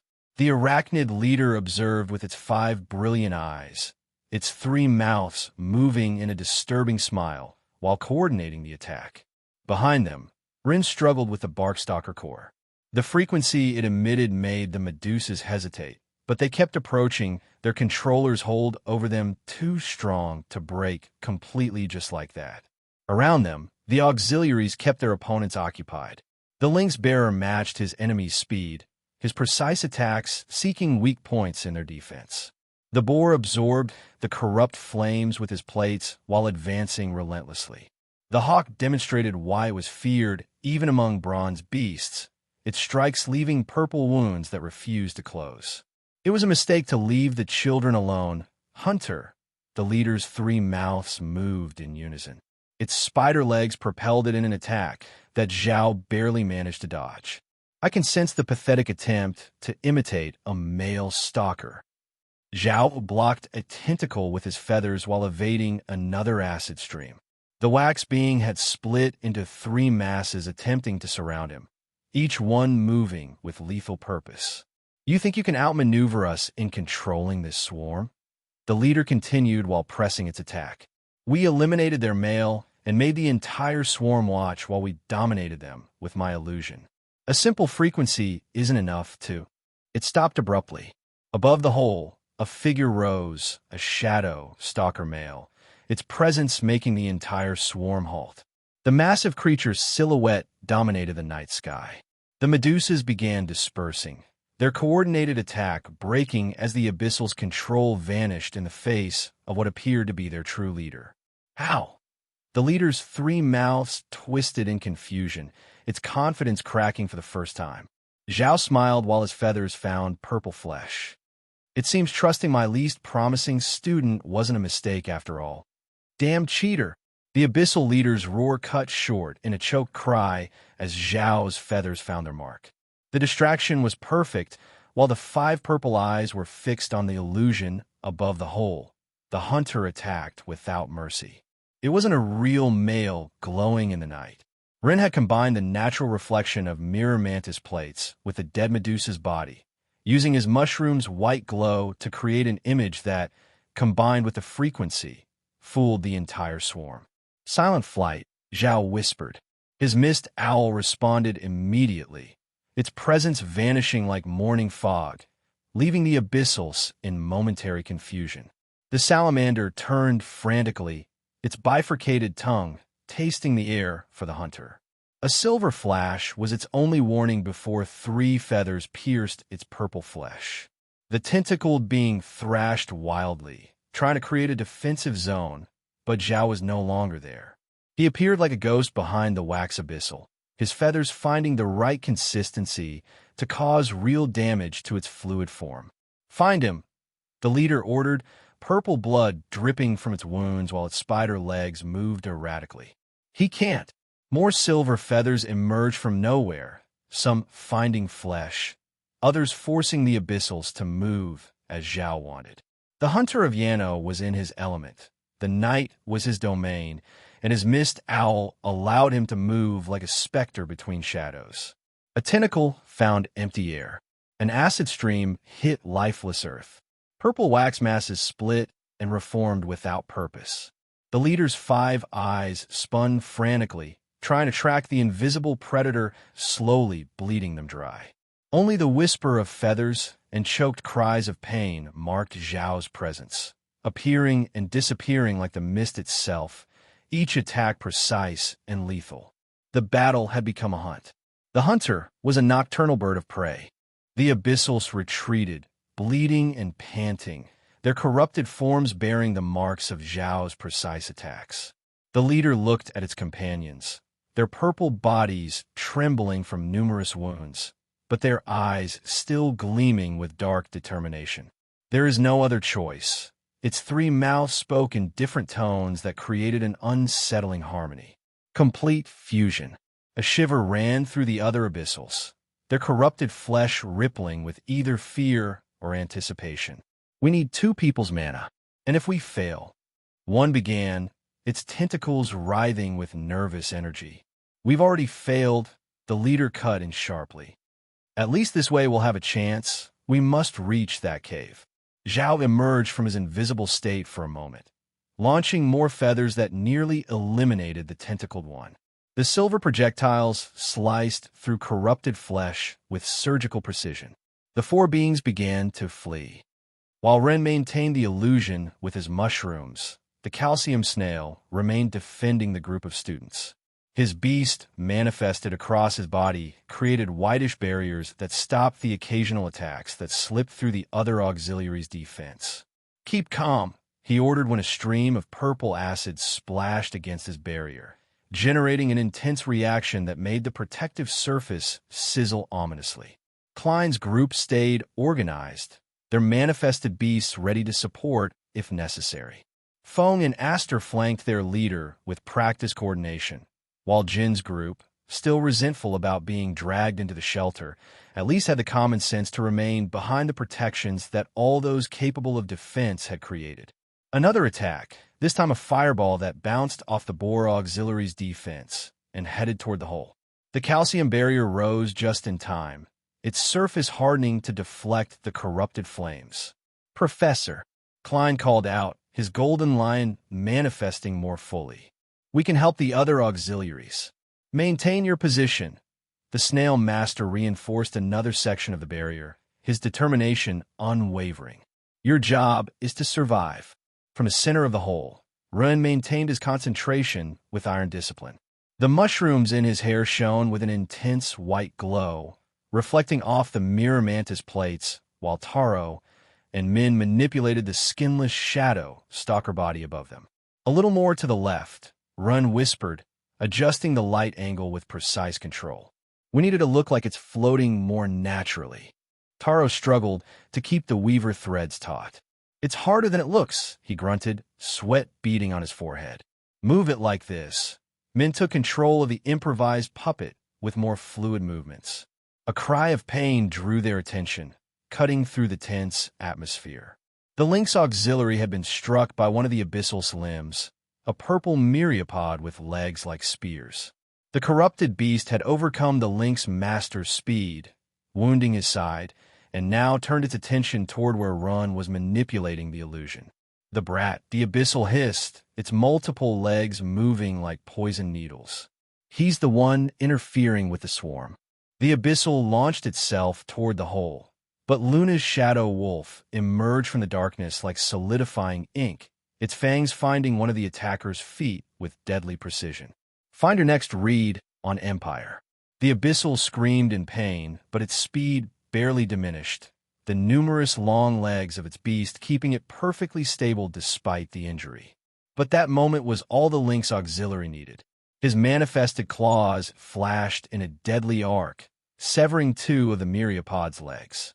However, the victory was brief. "Look out!" Ren's warning came too late. The abyssal twisted with impossible speed. The myriapod's legs transformed into living spears, pierced through the lynx auxiliary's chest and shoulder. Blood sprayed as the man screamed, his manifested claws losing their gleam.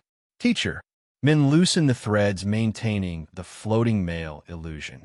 The dead shadow stalker's body wobbled dangerously. Taro cursed, trying to compensate, but his movements were clumsy and abrupt under the pressure. No, the threads. I can't. Taro's hands shook while he fought for control. It's too complicated. Meanwhile, Luna's shadow wolf continued its assault with relentless precision. It appeared from one shadow to bite a leg, disappeared before the counterattack landed, emerged from another angle to tear purple flesh. A deadly dance of appearances and disappearances that kept the abyssal occupied, preventing it from finishing off the lynx auxiliary's life. Min, Rin shouted, while helping Taro and maintaining his mushroom's glow. I need you to help the teacher. Taro can maintain the illusion alone. But, listen to me. Rin didn't take his eyes off the mantis plates reflecting his light. Your snake can direct mana to heal. It's one of its innate abilities. You need to make it flow in a spiral from outside to center. Now, he urged, the teacher will die if you don't close those wounds. Min nodded, his water snake manifesting as he sent it to the injured auxiliary. The mana began flowing following the pattern Run had shown. Luna remained focused, her eyes following every movement while directing her beast in this lethal dance of hit and run tactics. Taro let out a grunt of effort. The shadow stalker's body tilted dangerously. I can't. Taro's hands trembled violently. It's falling. Focus. Rin adjusted his light angle with desperate precision. We can't lose the illusion now. Min's snake had reached its target. The energy began flowing, seeking the wounds, closing them slowly but steadily. The lynx auxiliary started breathing more easily as the mana did its work. His claws regained some of their luminescence. Min, he whispered hoarsely, you're doing it. Keep going. The abyssal roared in frustration, its legs moving increasingly erratically. Each time it thought it had the wolf, the beast dissolved into shadows only to reappear at another point. It was like trying to stab smoke. Luna remained motionless in the corner of the hole, her eyes fixed on the battle, while her beast moved as a perfect extension of her will. A powerful beast, the myriapod hissed while its legs dodged another wolf attack. But its owner is just a defenseless girl. Luna maintained her impassive expression, her eyes fixed on the battle, while her wolf continued its assault from the shadows. Do you know what's faster than your wolf, little one? The abyssal's legs tensed like coiled springs. Me. It launched itself like lightning toward Luna, completely ignoring the shadow wolf's next bite. The lynx auxiliary, finally recovering enough to rejoin the fight, intercepted the attack with his manifested claws. Luna, he shouted while containing the spear-like legs. Fall back. But the myriapod twisted in an impossible way, its rear legs propelling it over the auxiliary. Luna barely had time to blink before the corrupted beast was above her, its legs descending like a rain of death. Too slow, the abyssal roared. It's falling, Taro shouted, his hands trembling as he struggled with the delicate control required. No, softer, Rin urged while the Medusas began showing signs of doubt in their movements. The motion has to flow, like air is water. Think of natural movements, not forced ones. I'm trying. Taro's hands shook with the effort of controlling the threads, each tremor threatening to reveal their deception. You're making movements that are too tense. Close your eyes, Rin interrupted, his voice steady despite the chaos around them. Forget the threads. Think about your beetle, about how it will be when it evolves. But we're in danger. I can't relax if a living tunnel doesn't fight against the earth. Rin's voice softened despite the chaos, carrying wisdom beyond his years. It doesn't scrape, doesn't push. It undulates, flows, makes the earth dance around it. Your beast will do this when you finish training, just like the mana movement during cultivation. The Medusas stirred restlessly, the incomplete signal pattern making them hesitate between their natural instincts and the artificial control. Let tension go, breathe deep, Rin insisted, guiding his friend. Let your arms move like your beast will, like water beneath the earth. Taro breathed deeply, his eyes closed. For a moment, He could see it, his beetle transforming, becoming something more fluid, more natural. The vision was so clear it took his breath away. His arms began moving with a different rhythm, no longer fighting against the dead shadow stalker's weight. He let his movements flow like liquid earth, each motion smooth and purposeful. That's it. Rin adjusted his mushroom's glow to complement the new rhythm. Keep it just like that. Above, the Medusas responded to the completed pattern. The danger signal finally registered in their primitive minds, and they began retreating toward their cave, their movements becoming more natural and coordinated. "I'm doing it," Taro whispered, a smile forming on his face while maintaining the undulating movement. "I can feel it. This is how it will be. Like dancing earth," Rin confirmed, proud that his friend had found that connection with his future evolution. The salamander-shaped abyssal ran, his purple skin gleaming with cold sweat. His supernatural senses were stretched to their limit, trying to detect where the next attack would come from. A whistle, barely perceptible in the night air. He threw himself right, just as 3 silver feathers pierced the air where his head had been. He didn't even have time to recover when 2 more emerged from an impossible angle, one finding flesh in his shoulder and drawing corrupted blood. "Where is he? Where is he?" The hunter was like a ghost in the darkness. There were no footsteps to hear, no presence to detect, only the deadly whistle of feathers and the pain they brought with them. Ahead, he could see its companions, the tentacled one bleeding profusely, the purple slime being having lost consistency in several places. If he could just reach them. Your next chapter is on Empire. Another attack, this time from above. He rolled desperately, but a feather found his leg. The pain was unbearable, but the terror was worse. Every time he thought he had found a pattern in the attacks, Zhao changed it with lethal unpredictability. The rumors were true, he thought while another feather grazed his neck. The hunter never lets his prey escape. A movement in the shadows. Was it him? No, another distraction. The feathers came from the opposite side, piercing through scales and flesh as if they were paper. He couldn't even scream anymore. Fear had closed his throat.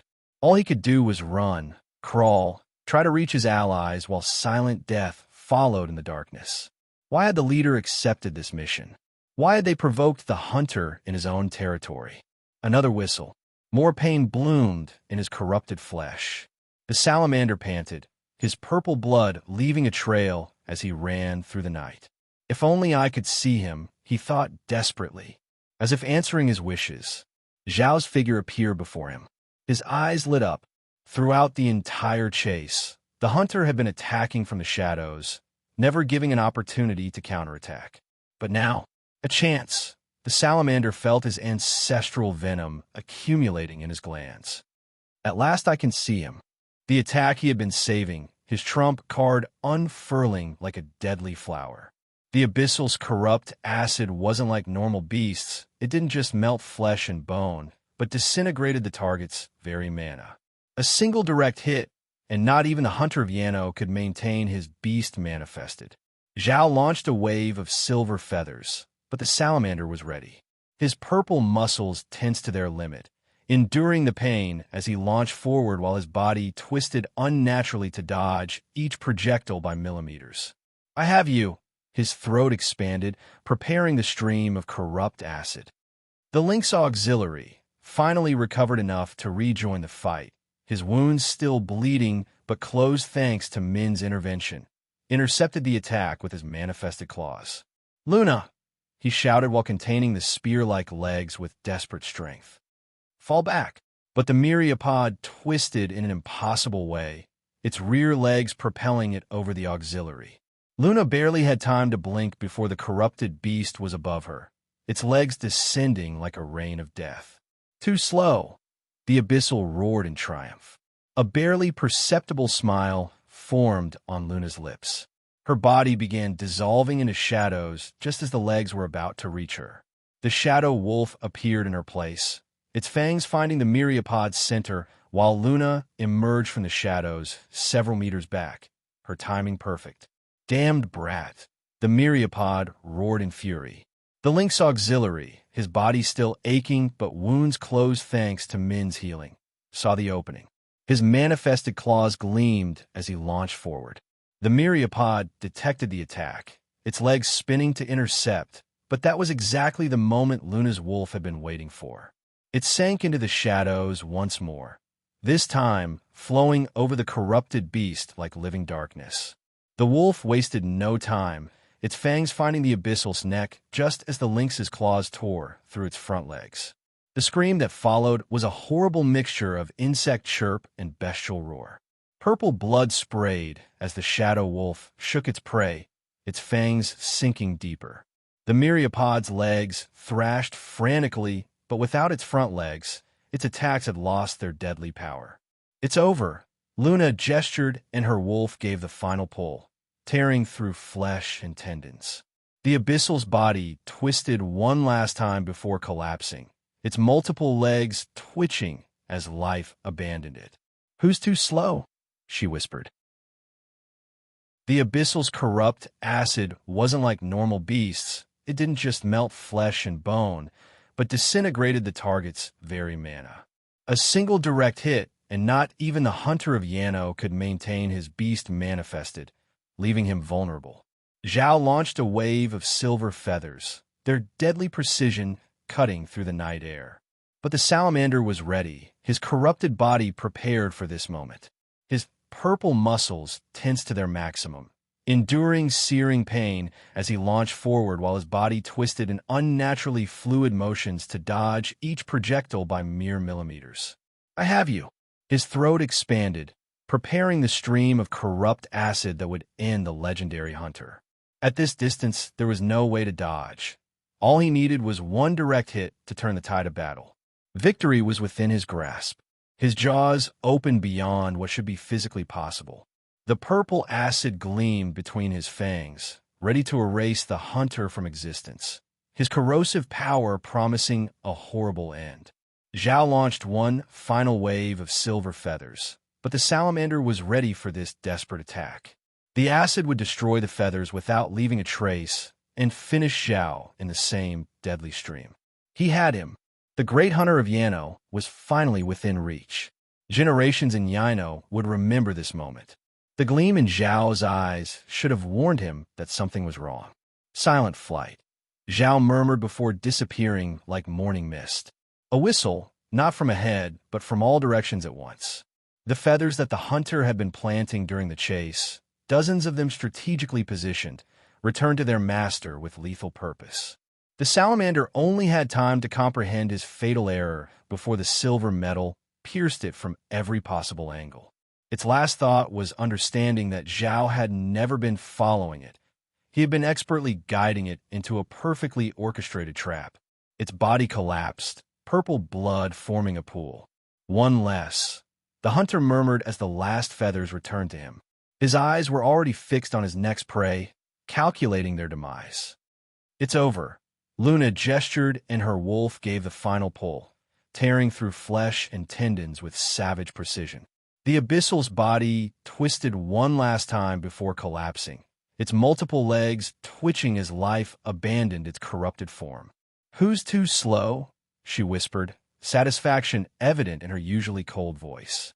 Impressive. The lynx auxiliary dropped to one knee, the effort taking its toll on his newly closed wounds.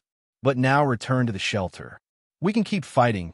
Luna stepped forward, but the auxiliary raised a hand to stop her. "I know." He smiled despite the pain radiating through his body. "But your wolf isn't the only one who can move in the shadows." He rose with effort, his claws gleaming again with renewed purpose. Across the hole, the boar master continued maintaining a defensive battle against the fire abyssal, his plates glowing against the corrupt flames. "Protect your companions," he ordered while preparing to move. "Leave the rest to us." Luna nodded slightly, her wolf returning to her side as the lynx auxiliary launched himself toward the other battle, his speed surprising despite his injuries. "Be careful," she thought while returning to the shelter. The shadow wolf followed like a second shadow, its eyes gleaming in the darkness with protective intent. They won't come back for a while. Rin observed the night sky where the last medusas were disappearing toward their cave. We have at least an hour before they get bored of following protocol and return to hunt. Taro and Min exchanged worried looks. They knew that expression on their friend's face. He was planning something potentially dangerous. Is the illusion no longer necessary? Luna appeared near the group, her voice cold as always. There was no sign of fatigue in her despite the intense battle she had just fought. Not for now. Rin studied the continuing battle. The auxiliaries were pressing the fire abyssal, but its corrupt flames maintained a defensive perimeter. I need you all to help the teachers. Ow! Min asked, his water snake coiling in anticipation. Taro, your beetle can. Rin began laying out his plan. Now you give orders? Luna's eyebrow arched slightly, but there was a glimmer of amusement in her eyes. Suggestions, Rin corrected smoothly. Taro can endure quite a bit with his beetle to defend them in case of attacks. Min, your snake can weaken the pyromancer's control from afar. Just shoot water at him. He turned to Luna, meeting her penetrating gaze. And your wolf can support the auxiliary master with a hawk. What about you? She interrupted. It wasn't a casual question. She had noticed something in his posture. Continue reading on Empire. Rin adjusted the shadow stalker skins. I have an idea, but it's complicated to explain. You're going to do something stupid. It wasn't a question. Her shadow wolf manifested briefly, its eyes gleaming with the same intensity as its owners. Probably, Rin admitted with a small smile that did nothing to ease their concerns. Luna studied him for a moment before turning away. Don't die. It would be annoying to miss Wei's expression when you win the bet. Trust me, Rin smiled while sliding out of the shelter. Coming from Luna, that was practically a declaration of concern. I just need to verify something. The mushrooms in his hair barely pulsed as he slipped out of the hole, leaving his friends with worried but determined expressions. They had work to do. The mushrooms in Ren's hair pulsed softly as he followed the trail of purple blood. The signs of Zhao's pursuit were everywhere. Feather marks in the ground, splashes of abyssal blood, trees damaged by dodged attacks. The professor is impressive, he thought while studying the scene. But his eyes stopped on a silver feather that gleamed faintly. The constant launching and retraction of his weapons, maintaining his silent flight technique, the continuous manifestation of his 3 silver rank powers. All of it required a big amount of mana. Zhao maintained a perfect facade of control, but Rin could see the subtle signs of exhaustion in the patterns of his most recent attacks. What worried him most was his own ignorance. For the first time, the knowledge flowing through his golden mushrooms encountered void. The abyssals were creatures beyond his current understanding. There was no information in his shrooms about their weaknesses, their patterns, their limits. If the professor falls, the thought made the mushrooms pulse with concern. Without Zhao, they would be at the mercy of these corrupted creatures. The auxiliaries were competent, but against more abyssals. Rin adjusted the bag on his shoulders. He couldn't stand by with crossed arms, waiting for the best. I may not have knowledge of the abyssals, he thought while beginning to move in the direction the tracks indicated. But that doesn't mean I can't do anything. Zhao continued the pursuit, but the enemies were almost reaching their destination. Only 2 followers remained. Too many had fallen to the hunter's silver feathers. The leader pointed to the semi-fluid being. Intercept Zhao. We need time. The slime abyssal tensed visibly, its purple eyes glowing with fear. Sir, against the hunter, are you questioning a military order? The leader's 5 eyes blazed with fury. Or would you prefer your family to experience the new laboratory procedures? The slime being shuddered. He knew what that meant. He had seen the results of those procedures on the families of deserters and traitors. Without another word, he turned to face the approaching hunter. The abyssal leader stopped beside the massive corpse of the shadow, stalker male. The leader addressed the tentacled one. Prepare yourself. I'll need your core to stabilize the process. A 50-50 chance is better than dying without achieving anything, isn't it? His 3 mouths twisted into a grimace as he brought his hands to his chest. The black fabric fell away, revealing a torso covered in purple scars. In the center of his stomach, a creature writhed. With a grunt of pain, he plunged his fingers into his own stomach. "My captain!" The tentacled one watched in horror as his leader extracted something from within, a female shadow stalker, clearly having been part of him. The creature twisted weakly before dying. Partial fusion is painful. The leader dropped the now dead beast beside the male's corpse. But complete fusion. He stopped, his body trembling from the trauma of extraction. "There's a better chance of success if you help me. But if it fails, we'll die," the tentacled one completed. An unnatural opening appeared in the leader's stomach, like a huge mouth revealing entrails that moved like tiny tentacles, each ending in a small, pulsing mouth.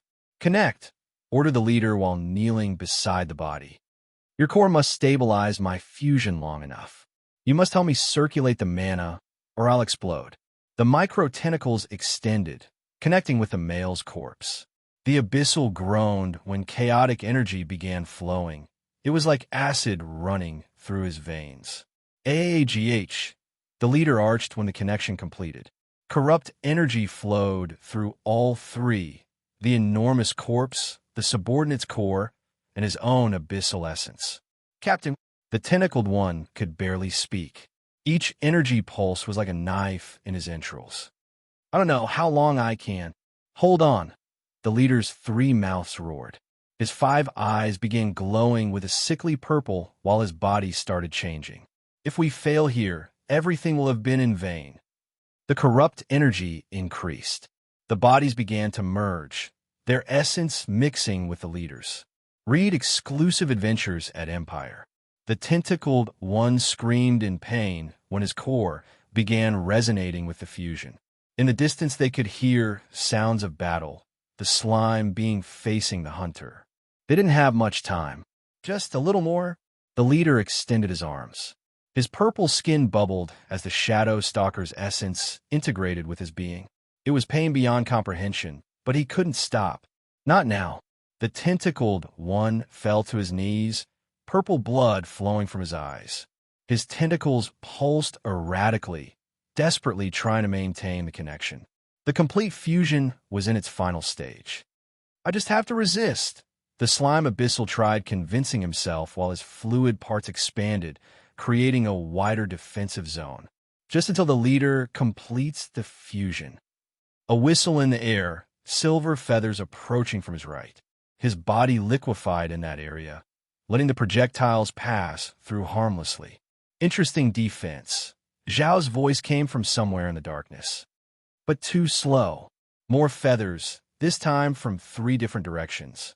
The abyssal transformed parts of his body into liquid shields, but some feathers found solid areas, drawing grunts of pain. "I can't keep my entire body liquid," he thought frantically while scanning the shadows. "I need solid organs to function, and he knows it." A silver flash there. The abyssal launched a wave of liquid projectiles toward where he'd seen movement, but found only empty air. Too obvious. Zhao appeared briefly in another direction, his feathers flying with deadly precision. The abyssal turned, transforming part of his torso to liquid, but wasn't fast enough. 2 feathers found his right side, which he needed to keep solid. He barely managed to deflect enough to avoid fatal damage. "Damn you," he roared while counterattacking with liquid whips. "I'm just buying time. When a leader completes the fusion, you won't live to see it." The abyssal's eyes widened. The voice had come from all directions. Turning around, he saw feathers gleam everywhere, and then understood the feathers that had been grazing him, the ones he'd dodged.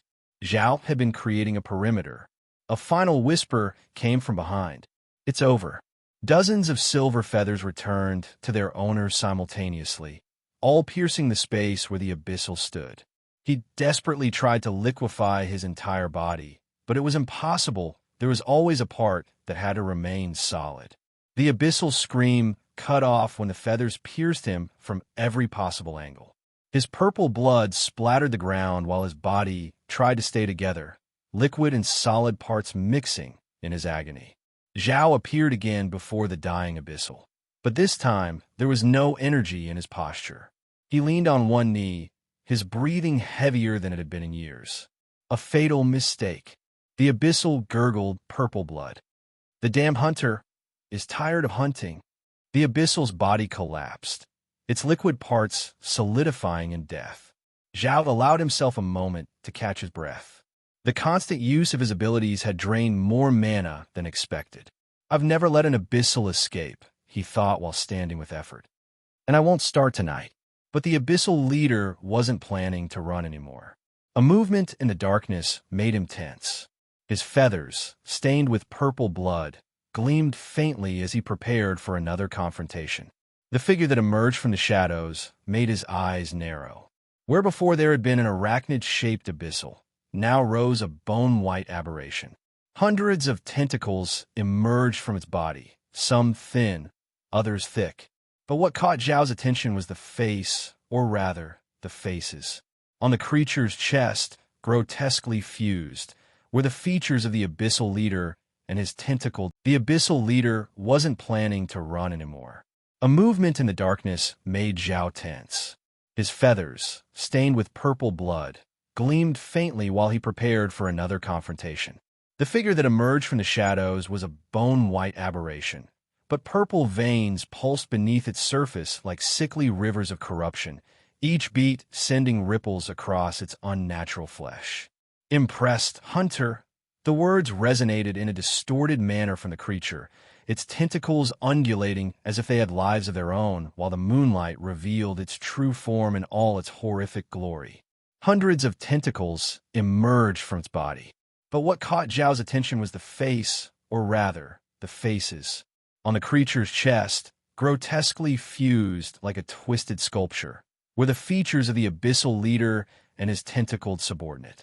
Their expressions frozen in a moment of eternal agony. It hadn't been a fusion. It had been an absorption of betrayal-made flesh. That had been his true plan. His own subordinate. A dead shadow stalker male's body. Impossible. Of course it wouldn't work alone. It needed fresh material. What he hadn't told his lackey was that with a dead body, it wouldn't work. So during the fusion, some of his entrails had connected with the tentacled abyssal and absorbed him too. A perfect betrayal hidden behind false promises of a shared victory. Now it was capable of controlling long tentacles, absorbing energy, and controlling male shadow stalkers, a combination that made it a nightmare given form. Hello again, Zhao. The voice sounded distorted, but also vengeful, each word dripping with years of cultivated hatred. Do you remember the Ravencrofts? Something in that name made Zhao tense imperceptibly, a memory surfacing from years of hunting. Discover hidden content at Empire. My son, Marcus Ravencroft. The creature continued while its tentacles undulated hypnotically. 3 years ago, near the border, Zhao remembered a young abyssal, barely transformed, too inexperienced to have been in the field. The mission had been quick, precise. Like most of his hunts, there had been no hesitation. Adrian Ravencroft. The creature formally introduced itself, its tentacles extending like a grotesque bow. Though I suppose the name doesn't matter much anymore. A sound behind called his attention, making the hairs on his neck rise. Zhao didn't need to turn completely to sense the massive presence behind him. His instincts, though exhausted, warned him of the danger even before he shifted his stance. The shadow stalker, male, rose in the darkness, its white body reflecting the scarce light. But its eyes glowed with the same sickly purple that pulsed beneath the aberration's white skin. Surprised, Adrian's tentacles undulated with savage pride. 3 years looking for this. 3 years since you tore my son apart like he was just another name on your list. Zhao maintained his position, his silver feathers gleaming faintly while evaluating the situation. The shadow stalker male moved in an unnatural way, as if invisible strings were pulling it like a puppet. It was a reconnaissance mission. Adrian's voice grew deeper, more bestial with each word. His first mission. There wasn't even supposed to be combat. The tentacles began moving more erratically, some drawing dangerously close to Zhao, who couldn't afford to waste energy. Not yet. Each movement had a count now. But the great hunter of Yano never lets his prey escape, right? Purple veins pulsed beneath the creature's white skin. no matter if it's an experienced warrior or a frightened boy. The Shadow Stalker male took another step closer. Zhao could feel its mana absorption ability. In his current state, a single touch could be fatal. So, I studied every report, every sighting. Adrian extended more tentacles, their tips gleaming wetly in the moonlight. I learned about your patterns, your routes, your precious territory. The Shadow Wolf heiress. He spoke while studying Zhao's movements. That's my mission. Incline's group, if possible. Zhao noticed something in the creature's chest, where the faces merged. There were marks of pain, as if the union had been forced. The flesh around the fusion points was raw and pulsing, speaking of recent and violent transformation. A traitor noble from your beloved Yano pays well for this mission. Very well. And when I learned the target was in your territory, the perfect opportunity. The tentacles tensed like coiled springs. 2 birds, 1 stone. The mission and revenge. Revenge? Against the executioner and not those who gave the order? And your subordinate? Asked Zhao, his eyes studying every movement. Was he also willing to be part of your revenge? Marcus wasn't my only son. Hunter. Adrian's voice grew deeper, more bestial with each word. And some still live. The implication was clear, hostages in Yino, ensuring his loyalty through the most brutal means. You know, Marcus cried. That noble told me in the report you said he cried and begged. But you didn't even hesitate. And your subordinate? Didn't he have a family to protect too? Don't you dare judge me. Adrian's voice distorted further, while his form expanded like a blooming nightmare. Not when you blindly serve corrupt Yano. At least I know I'm a monster. The laugh that followed was a horrible sound, like breaking glass mixed with dying screams. Sure, I killed my subordinate for my goal and became this, but does it matter? Look at us now. Stronger, more perfect. And you. The tentacles tensed while the Shadow Stalker male prepared to attack, its unnatural movements becoming more fluid. You're exhausted, Hunter. Your feathers barely shine. Your mana nearly depleted. Zhao allowed himself a small smile. 3 years studying me, Adrian? You should know.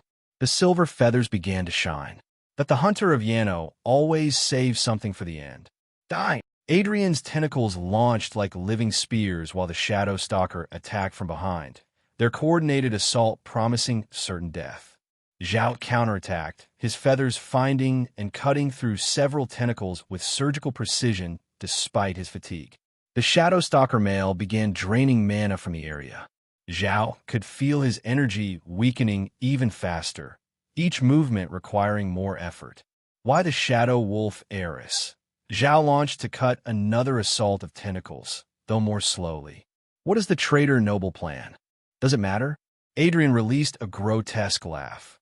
You'll be dead soon, and she, well, who knows? The silver feathers cut through tentacles that wouldn't stop coming. Zhao moved between shadows thanks to his silent flight, but each movement was slower, more predictable. Ready to die, Hunter. Adrian extended more tentacles while the Shadow Stalker male closed the circle with its own. Their trap was nearly complete. Another wave of tentacles. More feathers flew, severing corrupted flesh, but Zhao noted with concern that each attack forced him to launch them in specific directions. His options were becoming limited. Is that all? The tentacles hammered against the feather rain. Is this the legendary Hunter? Zhao's feathers began to fall, their gleam growing dimmer with each passing second. The Hunter of Yano finally seemed cornered. Before I kill you, the tentacles pressed their attack while the male drained more mana from the area. Which Yano noble do you think paid for this mission? Is that all? The tentacles advanced against the rain of feathers, their corrupted flesh seeming to mock the silver light. Is this the legendary Hunter? Zhao's feathers began to fall, their gleam growing dimmer with each passing second. The Hunter of Yano finally seemed cornered, his legendary prowess failing at last.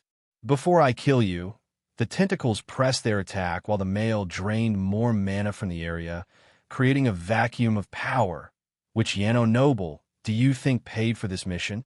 Zhao cut through 3 more tentacles, his feathers increasingly scattered. Silent flight finally vanished. He had to save mana to use it when it would truly give him an opportunity. Do you really know? Zhao breathed heavily, surrounded by both male and aberration. Or they don't trust you enough to tell you. Silence. More tentacles attacked. Zhao's last feathers flew to intercept them with desperate precision. Adrian smiled, his fused face contorting grotesquely. It's over, Hunter. Your precious feathers are scattered exactly where we wanted them. One last recall would be a useless waste of your already diminished mana from that angle. Then I'll have to use something more efficient. Zhao's hands glowed as he adopted a stance Adrian recognized. Bird of prey talents. Adrian burst into laughter while Zhao launched forward. Your last card is your bronze rank short-range ability? No more mana, I see. But Zhao disappeared. One final flash of silent flight. The Shadow Stalker male, now with almost no tentacles, barely had time to register the movement before the manifested claws tore through it. The male died, but the victory was brief. Zhao fell to his knees. The claws vanished while his poorly positioned feathers lay useless around him, their silver light barely visible in the darkness. Pathetic, Adrian's tentacles rose and surrounded him for the final blow. In the end, you couldn't even find out who ordered all this before running out of mana. I'll tell you only because you're already dead. Zhao braced one leg to stand, his breathing labored and heavy. You know what's funny? Adrian moved his tentacles almost lazily while watching Zhao struggle to rise. This mission, the nobles called it asset recovery, as if their nephews and children were objects. Luna and Klein's group, the tentacles oscillated hypnotically, alive preferably. They'd pay 10 times more if we brought them as hostages instead of simply eliminating them. The Blackbuns, Zhao coughed, his eyes studying the tentacles surrounding him. Or perhaps the March family? Higher. Adrian released a distorted laugh. Much higher. First Minister Silvercliff himself. That made Zhao pause in his attempt to stand. The First Minister of Yano. If true, this was bigger than he had imagined. Though the tentacles drew closer, money stopped mattering to me long ago. Do you know what would be more valuable than gold, Hunter? Zhao managed to get both feet under him, though his body trembled with the effort of standing. Seeing your face when I kill your supposedly precious students. One by one, slowly, Adrian's eyes glowed with sickly malice. Destroy your facade. The great protector of Yano, powerless while I destroy everything he swore to defend.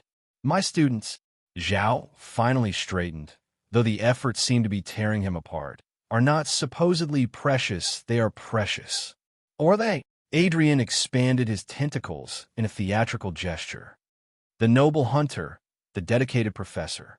How many have you sent to die in missions like my Marcus's? How many children have you sacrificed for the good of Yano? The difference, Zhao stepped forward, is that I'm not the one pushing them, not the one giving orders, and I'm not pretending to care. I truly care. Care. The tentacles tensed. I hope that's true, but don't think I'm stupid. I won't take you alive, so you can recover mana and pierce me with your hateful feathers. I'll just give you my word. When I'm done with you, I'll take my time with them, especially with that little fungus who tried to trick me with his shadow stalker illusion ploy. Zhao took another step, his legs threatening to give way beneath him. What's wrong, Hunter? Adrian mocked. Are your legs shaking? Or is it truly the guilt of knowing they'll die for your failure? You're wrong about something, Adrian. Zhao stood completely straight, though the effort was visible in every line of his body. Oh, what am I wrong about? My students won't wait to be eliminated, and they don't just matter to me. Zhao's eyes gleamed with something that made Adrian hesitate for a moment. They're the only reason to stand one last time. Zhao's trembling hands rose, preparing for the final effort of recalling his scattered feathers. Really, Adrian burst into laughter that made his tentacles vibrate. This is your grand finale? Calling your feathers when you have no mana left? You'll burst your veins for nothing. But if you want to suffer for free, go ahead. Zhao stepped forward, his entire body shaking with the effort of staying upright. Pathetic, Adrian's tentacles undulated with anticipation. You'll really do it? The great hunter of Yano, dying like a sentimental old fool. Another step. Zhao's legs barely supported him now. You know what? The tentacles began to tense. I'll give you the killing blow now, because you make me feel too much pity. It's the least I can do to honor the legend, and not feel I hunted you in vain. Zhao staggered forward, his arms extended in a gesture that seemed more plea than threat. You disappoint me, hunter. All tentacles rose simultaneously. I expected a more dignified end. Zhao lunged forward with one final, enormous effort. Adrian's attack was brutal, dozens of tentacles piercing Zhao's body from every possible angle.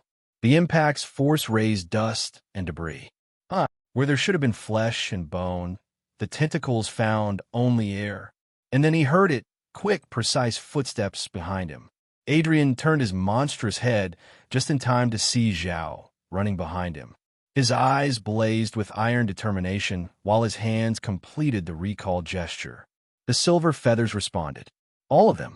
Discover stories at Empire. Every feather that had been forced into specific safe angles for Adrian during the battle returned to its master, but now from the opposite side, tearing through Adrian's aberrant form on their way. Dozens of them, cutting tentacles, piercing corrupted flesh, destroying everything in their path. Impossible. Adrian choked on his own purple blood. Silent flight. But you had no mana. Never used it. Zhao caught the last returning feather. Since the last silent flight, I was already behind you. But how? Another illusion. Zhao stepped toward the dying creature. I told you, my students wouldn't wait for you to come for them. I also told you, didn't I?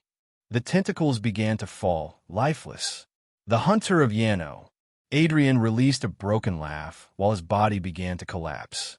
Rin emerged from the shadows where he had been controlling the professor's illusion at a mirror angle with the mantis plates. Always saves something for the end. He doesn't disappoint, after all. The aberration that had been Adrian Ravencroft collapsed, its form twisting as the forced fusion finally. The hunter of Yano. Adrian released a broken laugh while his body began to collapse. Rin emerged from the shadows where he had been controlling the professor's illusion at a mirror angle with the mantis plates. Always saves something for the end. He doesn't disappoint, after all. The aberration that had been Adrian Ravencroft collapsed, its form twisting as the forced fusion finally came undone. Rin wasted no time, moving directly to the Shadowstalker male's corpse, not to Zhao, his priorities clear even in the aftermath of battle. Good timing, Zhao murmured while falling to his knees, his legendary strength finally failing him. Enjoy new adventures from Empire. Although he had feigned the trembling in his legs, and having not a drop of mana for Adrian, now he truly was depleted. The cost of maintaining his deception near the draining zone had been steep. You used the illusion at the perfect moment. Though it was risky coming out of hiding with that thing still alive. Rin barely nodded, too concentrated on his task.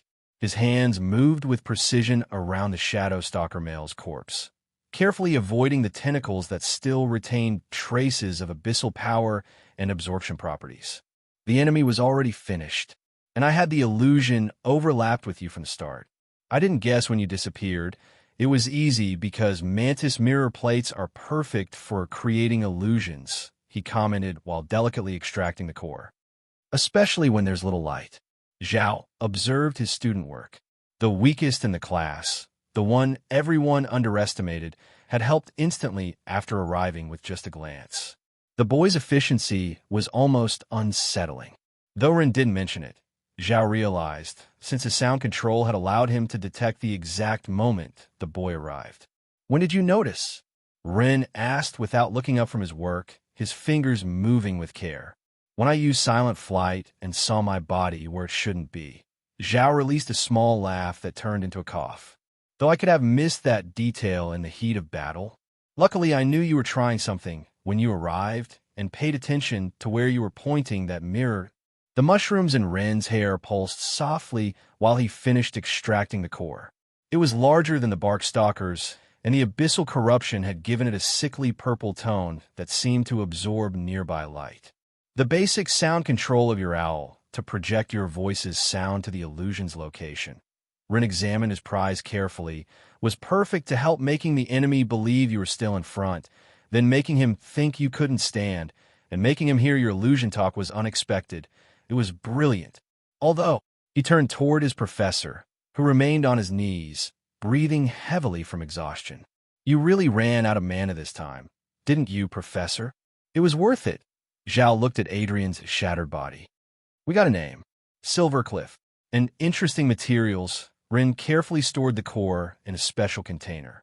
Though I wonder if the abyssal corruption. The mushrooms in Rin's hair pulsed while he observed the abyssal bodies that had separated after the forced fusion collapsed. Their flesh still writhed with residual energy. The corrupted Shadow Stalker male's corpse lay to one side. Professor, Rin pointed timidly toward the deformed mass. That one too. Zhao shook his head, still catching his breath. That one will have to take to the city for analysis. Sorry, but when I make the official report. I understand, Rin nodded, though his eyes remained fixed on the interesting patterns of the failed fusion. Each twist and curve held potential knowledge. However, Zhao looked toward the other Shadow Stalker male, the one controlled by tentacles. You can keep that one. After all, without your help with the illusion. Rin's eyes lit up as he returned his attention to the core he had already extracted. The abyssal corruption had given it unique properties worth studying. Rin turned his focus back to the Shadow Stalker male, using weaver threads to manipulate the tentacles without touching them directly. His movements were precise, almost ritualistic in their care. They should be fine, with the auxiliaries united and the extra support from Luna and Min. He stopped, concentrating on wrapping another particularly long tentacle. The mushrooms in his hair pulsed softly while he selected the least damaged pieces. We should return, Rin murmured, his voice smaller now that the adrenaline was beginning to fade. The reality of how dangerous it had all been started to sink in. Rin approached his professor with concern evident in his movements. Can you stand? One more moment. Zhao tried to rise but had to lean on one knee again. I need to recover some mana before moving. Sometimes pretending to be weak is more exhausting than actually being weak. I'll keep that in mind if I ever have to pretend to be the weakest student. Ren waited in silence, his mushrooms pulsing softly while studying their surroundings. The night had been more instructive than he'd expected, though the abyssals. A shiver ran down his spine remembering how they had fused, how they had corrupted even the local beasts. Not being able to access information about something felt strange now, like a blind spot in his understanding. Zhao remained seated, his breathing more stable, but still visibly exhausted. His feathers barely gleamed in the darkness. After several minutes of silent work while letting Zhao rest, Ren stored the last specimen. Professor, we should. The Shadow Stalkers? Zhao tried to stand again, his movements careful and measured. The deception will keep them away for about 20 more minutes. Ren adjusted his containers carefully. After that, Zhao managed to stand, though the effort was visible. Time enough. But in your condition, Ren hesitated, looking at the distance they needed to cover. It will be inconvenient. Zhao took an experimental step, his legs still shaky from mana exhaustion. But we'll make it. They began their return journey, moving slower than either would like. The night had been long, and it wasn't over yet. Professor, he whispered after a moment, why do they want Luna and the others? Zhao looked at the night sky before answering. That, along with the name we obtained, is something we'll have to investigate very carefully. Min had reduced the pyromancer's power, something the auxiliaries hadn't initially agreed with, their protective training flaring against him getting aggroed by the attacker. It's too dangerous to expose a student. They had protested, but when his water began effectively reducing the abyssal pyromancer's flames, their protest transformed into tactical orders. Every splash weakened the corrupted fire's intensity, so they left their complaints for later. The combat had ended quickly after that. The pyromancer, unable to maintain his defensive zone under constant aquatic assault, fell to the auxiliaries' coordinated attack, his corrupted flames sputtering out against the relentless water. Later, the complaints would turn to praise from the snail auxiliary. The remaining abyssal, now surrounded by all three auxiliaries and Luna's wolf, decided to flee rather than face such overwhelming odds. Now, in the improvised shelter, the calcium-plated snail auxiliary tried to maintain order. Several students were too excited about having participated, boasting about their contributions with youthful enthusiasm. I made that wall that stopped him. My lightning almost hit him. Silence. The snail auxiliary reinforced another section of his barrier, his patience wearing thin. Or have you forgotten the incident with Master Jared, the boar one? Some students shrank back, remembering how a misdirected attack had struck the auxiliary's back instead of the enemy. That painful lesson was still fresh, which had led to the snail auxiliary forbidding any attacks except from Min or Luna. In the wolf's case, it was clearly on another level entirely. At least Min really helped, Taro murmured. His friend's water had soaked the auxiliaries too, but that had ultimately contributed to their victory. Luna remained apart from the others, her shadow wolf returning to report the last abyssal's position, who had opted to flee when surrounded. He had fled in the direction where the first group had escaped from Zhao, perhaps seeking his leader's aid. They should have let me help, Klein complained quietly, his golden lion manifesting with contained frustration. My beast is more powerful than. Luna's look silenced him instantly, her cold gaze brooking no argument. Discover exclusive content at Empire. This is ridiculous. Jin's voice cut through the tension. He just got lucky having a water beast. Anyone could have done the same. Sure, Min responded softly, a slight smile playing at his lips. Are you perhaps jealous of my snake? Jin turned red with rage, but before he could respond, he seemed to notice something amiss in their group. Wait a minute, where's the rotten one? The silence that followed was revealing. No one had noticed when Run had abandoned the shelter. I knew it. Jin swelled with renewed indignation. The coward ran while we were all fighting. Min and Taro exchanged worried looks, knowing their friend was out there somewhere in the night where abyssal still lurked. The calcium-plated snail auxiliary evaluated their situation with professional scrutiny. The shadow stalkers would return soon. Taro had informed him that Ren's trick had sent them to their cave, but they would eventually return to their hunting territory. We need to reinforce this shelter, he announced while studying how to create a roof in the hole, with a small but well-positioned ventilation shaft. Are we staying here? A student complained, voicing what many thought. It's dark and damp. I prefer dark and damp to being drained by those jellyfish. The auxiliary responded dryly. Those with earth or rock beasts. Help with structure. We need this place to hold for the rest of the night. The roof is almost ready, reported one of the students with an earth beast. Will the vent here work? The auxiliary nodded, though his mind was elsewhere. Not only did he have to keep the students safe, but Zhao was still out there, and if what Taro said was correct, the shadow stalkers wouldn't take long to return. This stinks. The air feels stale in here with the rotten one's friends, Jin commented in his group, his disdain evident. Jin, the snail auxiliary interrupted while supervising the new roof's construction. If you have so much energy to complain, help reinforce that section. Luna observed everything in silence, her shadow wolf occasionally manifesting outside to explore the surroundings. Klein and his group kept apart, clearly bothered by not having participated in the defense. By the way, how did you find me? Zhao asked as they advanced slowly. The exhaustion was visible in every step he took. I followed the battle's traces, Ren responded, the mushrooms in his hair pulsing softly. The patterns in the blood stains, the marks from the feathers. You surprise me more and more. Zhao glanced at him sideways. Did you perhaps find some hidden ability in your spore? Do those mushrooms feed your brain and give you a super sharp mind perhaps? Ren hesitated a moment. Something like that.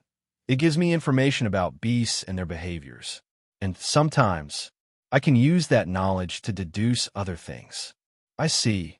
Zhao smiled slightly, though it was evident he wasn't completely convinced. He probably thought the boy was simply a genius hiding behind modesty.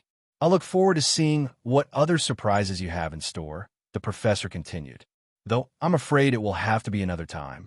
The expedition must end here. We need to report this and secure the children.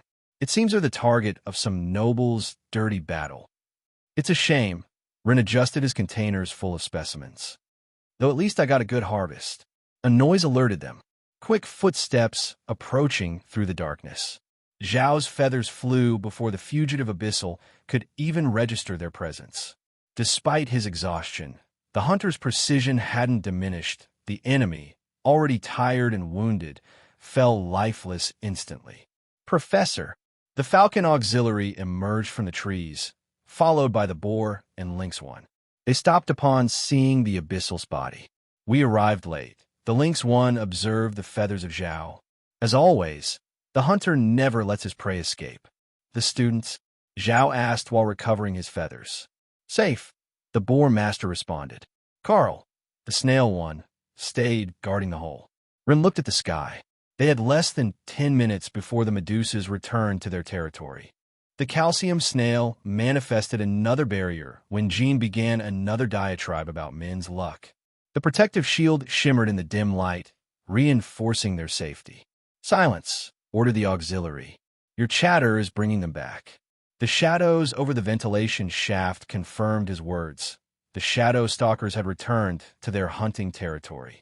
The students held their breath as the beasts passed above them, their presence a palpable weight in the darkness. The plan seemed to work. The bat jellyfishes couldn't detect them through the cover, until one began descending toward the small ventilation shaft, its tentacles probing curiously. Should seal it completely, thought the auxiliary while preparing his beast. The air will last long enough for... A silver feather pierced the shadow stalker, which fell lifeless. The precision of the strike was unmistakable. As if it were a signal, the rest of the swarm began rapidly moving away. You can come out, Zhao's voice came from above. The area is clear. Zhao and the auxiliaries began carefully dismantling the shelter's cover. The snail master constructed a calcium ladder for the students to emerge in small groups, each step solid despite its translucent appearance. Finally, exclaimed a boy upon exiting. I couldn't stand the smell anymore. Silence, ordered the lynx auxiliary sharply. We're not safe yet. The students emerged to find their professor along with the other 3 auxiliaries.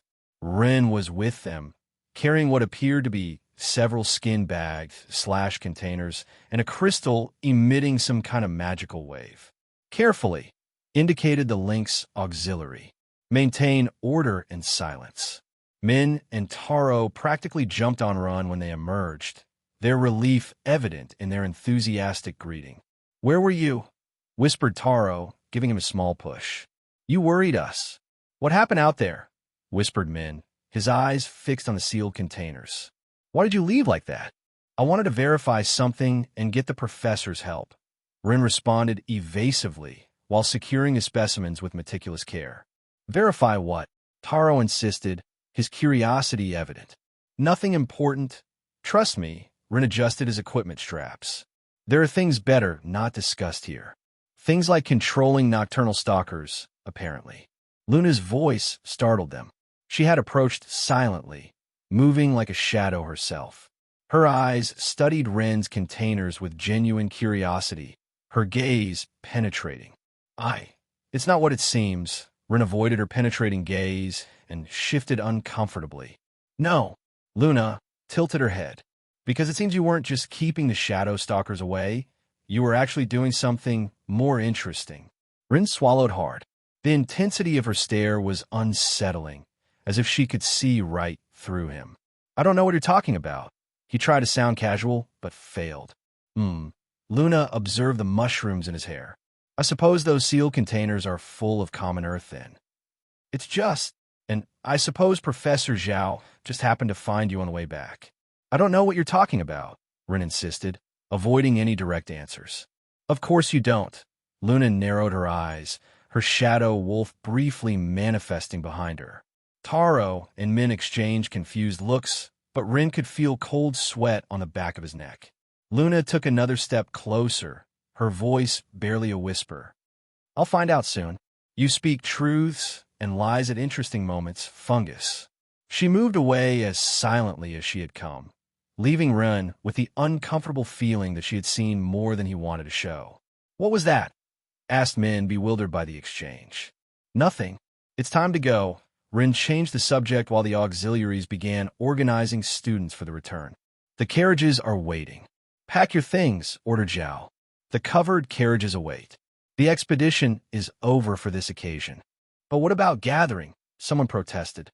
"Safety is priority," Zhao responded in a tone that admitted no discussion. "Collect everything. We're leaving." Jean seemed about to say something more, but one look from the snail auxiliary silenced him definitively. "Continue your adventure with Empire." This gathering trip had been more than enough for one day. The students began boarding the carriages, some still excited commenting about the battle, others visibly relieved to be returning. The night's events had left their mark on everyone. "What's in those containers?" asked Jean, eyeing Rin suspiciously before boarding his own carriage. "Did you sneak away to collect what Professor Zhao defeated while the rest of us were fighting?" Before he could continue, Zhao intervened with a gentle tap to Jin's head. "Those containers are sealed for a reason, and you should be boarding over there." Luna observed everything in silence while her shadow wolf manifested nearby, as if ensuring there were no more threats. Her eyes briefly stopped on Ren before turning to join her group of noble girls. Klein's group kept apart, though it was evident they were still upset. The incident had revealed too much. The attack hadn't been random, and they had been a specific target. Zhao stopped beside Ren as he finished arranging his containers. "Run." Zhao leaned slightly, his voice gentle despite evident exhaustion, his tone having lost the usual formality of classes. "Do you think you could do something more with that crystal of yours?" "Something more?" Ren blinked, protectively hugging one of his containers. For the return journey, Zhao gestured toward the other carriages. "Could that crystal of yours keep the Medusas away during the entire trip?" "Ah." Ren's eyes lit up with understanding. "I can keep them away. He touched his lip, thoughtful. "I just need to go in front." "If I stay in the front carriage," Ren nodded while adjusting the core, "the effect will make them gradually disperse, as if following the male. I just need to keep it active." Zhao contained a smile at the childish enthusiasm. "Of course. In fact, I insist you go to the front." "Perfect." Ren smiled broadly before remembering who he was talking to. Yes, Professor." "Also," Zhao continued as the boy climbed into the carriage, "I want to thank you for your help today. Not everyone keeps calm in a situation like this." Ren shifted uncomfortably in his seat. "It was nothing. I just wanted to help. And you did. More than you imagine." Zhao gave him a gentle pat on the shoulder. "You deserve a proper reward. I'll see what I can get from the academy that might be useful to you." Ren's eyes widened like saucers. "Reward? Like cultivation materials? Would that be useful?" Zhao smiled mysteriously. "We'll see what I can do." As the professor walked away to organize the departure, Ren could barely contain his excitement. Academy materials. With luck they would be. A movement in the nearby shadows caught his attention. But then he stopped. "Everything ready?" The snail auxiliary's voice startled him. "Why, yes." Ren looked away from the trees. It must be his imagination. "The carriages are reinforced," Zhao explained to 3 of the auxiliaries. "We'll maintain a tight formation to take advantage of our lucky fungus's crystal and keep an eye open. We can't assume there won't be more attempts tonight." They were ready to depart, with only one auxiliary remaining near the clearing's edge where the carriages waited. Wait!" Han shouted, while running from nearby bushes toward the last carriage. Adjusting his belt, his face red from exertion and his clumsy movements betraying his rush to reach the carriages before they left. "I'm coming." Finally, Klein snorted with irritation.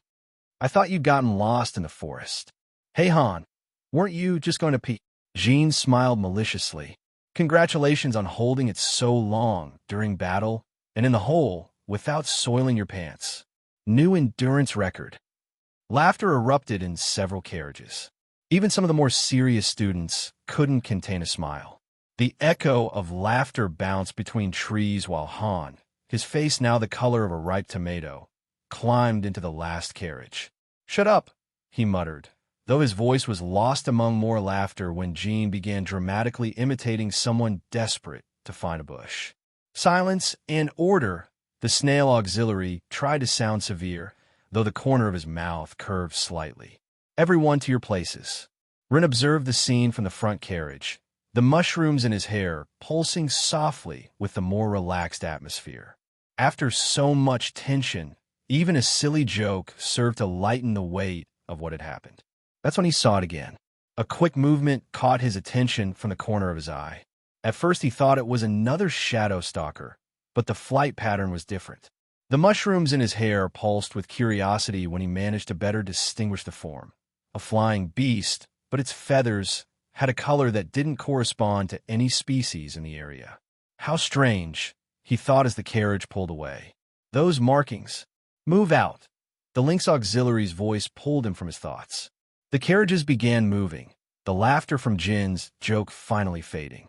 They finally arrived at their dorm. The creak of the door opening made Lou jump in his bed. Oh, he sat up alarmed, his bat briefly manifesting before recognizing his companions. You're back already? But it's barely. Long story. Taro mumbled while collapsing onto his bed without even removing his shoes.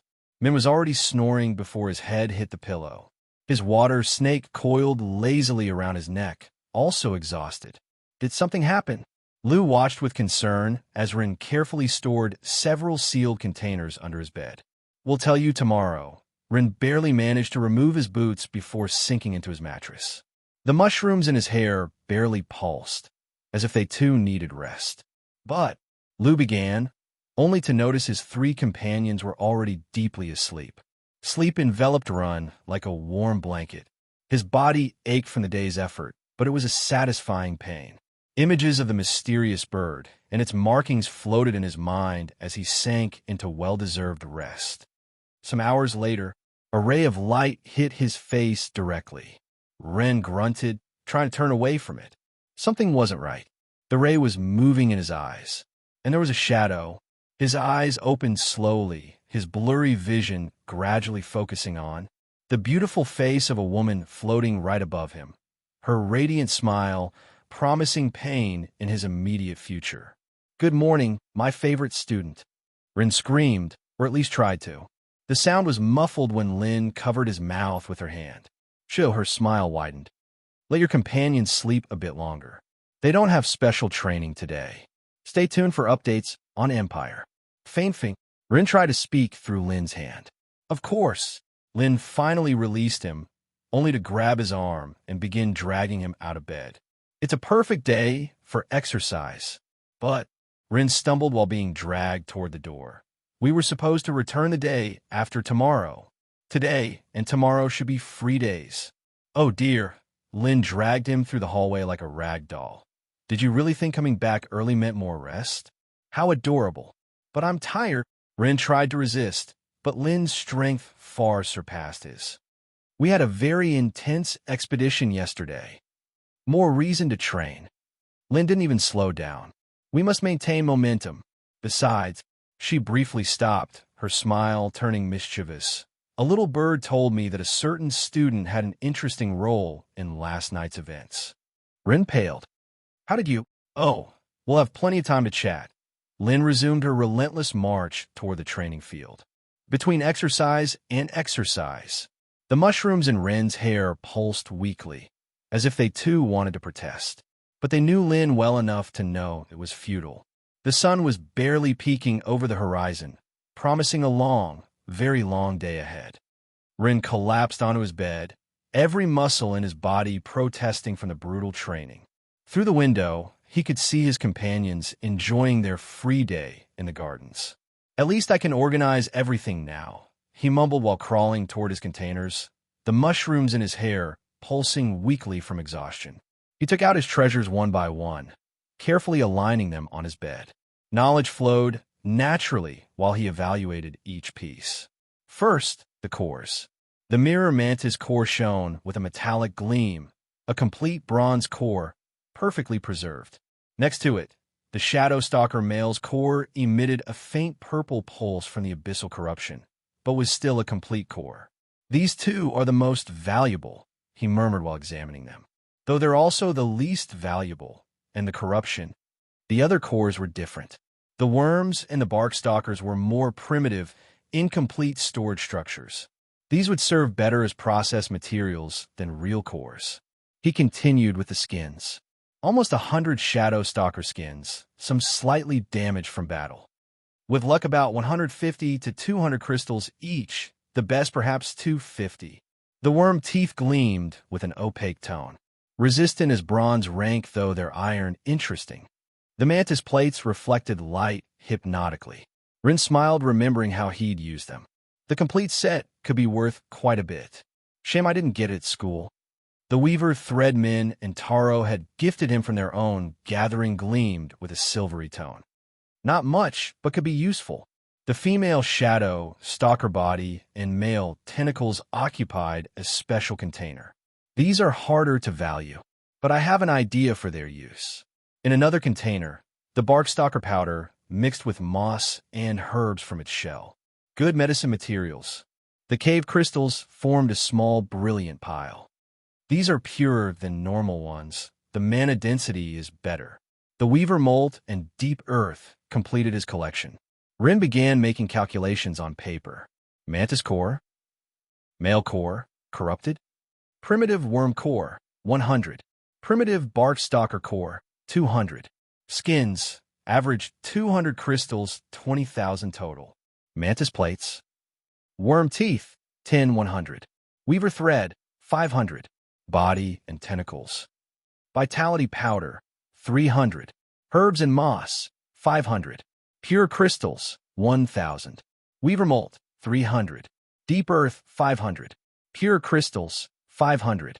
Crystals, 5,000. I have about 30,000 crystals total according to the numbers in Lou's book.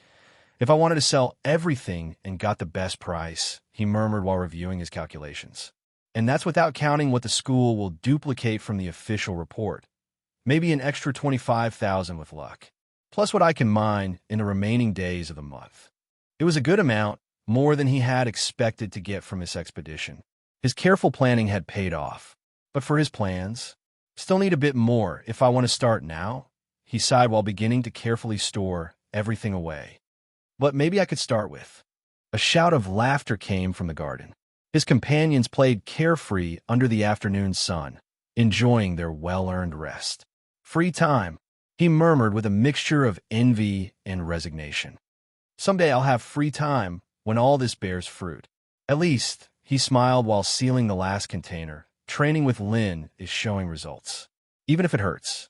His eyes stopped on the male's corrupted core. There was something about those purple veins that intrigued him, something his knowledge couldn't quite decipher completely. Rin slapped his cheeks and stood up. If he wanted to progress, he would have to keep working, and today he had a place to go to capitalize on his gathering reward. The exchange window. The exchange warehouse was enormous, its high shelves filled with materials of every kind. The usual aroma of dried herbs and minerals mixed with the unmistakable smell of tanned leather and metal, creating an atmosphere that spoke of countless treasures. The main window was occupied by a long line of older students, so Rin headed to one of the side ones. A young girl, perhaps around 20, was clumsily organizing papers behind the counter, her movements betraying her inexperience. Hello. Rin approached with his samples. Stay updated with Empire. The girl jumped in surprise, scattering several papers. I'm sorry. She quickly bent to pick them up, hitting her head against the counter in the process. Ouch. Are you okay? Rin couldn't help but smile at her flustered state. Yes, perfectly fine. The girl emerged, rubbing her head, her hair becoming disheveled in the process. Welcome to the exchange warehouse. I'm Jessie, and I'm here to help you. Her enthusiasm was contagious despite her evident nervousness. Thanks. Rin began taking out his samples. I wanted to check some prices. Of course. Jessie pulled out a thick appraisal manual, much larger than Lou's, eagerly flipping through it. Several pages crumpled in the process. Oh no, wait. While trying to fix the wrinkled pages, Rin noticed she had cat ears, her spirit beast. First, Rin placed the weaver molt on the counter. Could you check this? Sure. Jessie examined the molt with genuine interest, her cat ears perking up. Let me see. She began searching through the manual, muttering to herself. Scales fur here. No, wait, those are reptilian. White scales, ah. Her eyes lit up with professional excitement. Oh, these are complete. The quality is very good, and...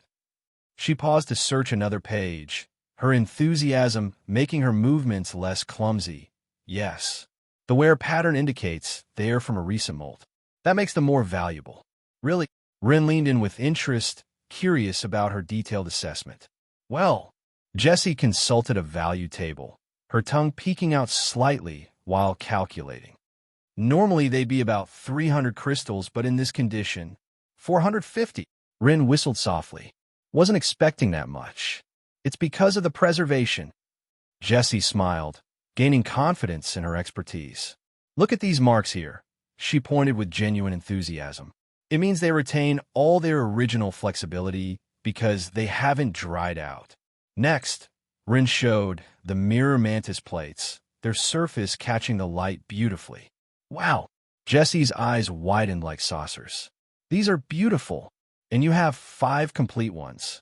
She quickly flipped through the manual, accidentally dropping more papers in the process. Oops, doesn't matter. Let's see. Her expression turned serious while consulting several tables, her professional side emerging. They're very valuable, especially because they have the bottom layer intact. Looks like they weren't ripped off, as usual. Are you planning to sell them? No, just wanted to know the value. Oh well. Jessie made more calculations. As a complete set, I'd say 5,000 crystals for all 5. The reflective properties are intact, and it seems there isn't even a trace of the bad smell from flesh or hemolymph, which is rare. Rin nodded, impressed. It was more than double what he had expected. When he brought out the shadow stalker skins, Jessie let out a small squeal of excitement. The quality is incredible. Look at this sheen. They are up. She nervously consulted the manual.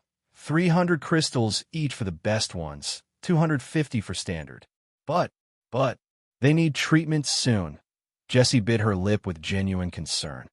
Shadow stalker skins are delicate. Properly treated, they be worth double. But, she blushed slightly. I wouldn't recommend trying without experience. It's very easy to ruin them. Rin appreciated her honesty. How long do I have? 3 days maximum. Jessie consulted another table with practiced efficiency. After that, they'll start losing properties. There's a processing workshop on the 3rd floor. Isaac would be the best for this. She pointed vaguely upward while gathering the scattered papers. All right. Rin smiled while helping her collect them. You're very good at explaining things. Jessie blushed at the compliment, her cat ears twitching. Thank you. I'm new and still a bit nervous. They continued reviewing the rest of the materials, which turned out to have values very close to Ren's calculations. Jessie gained more confidence as they progressed, her expertise shining through her initial clumsiness. So, Rin began storing his samples. The processing workshop, you said? Yes. Jessie nodded energetically. 3rd floor, 2nd door on the right.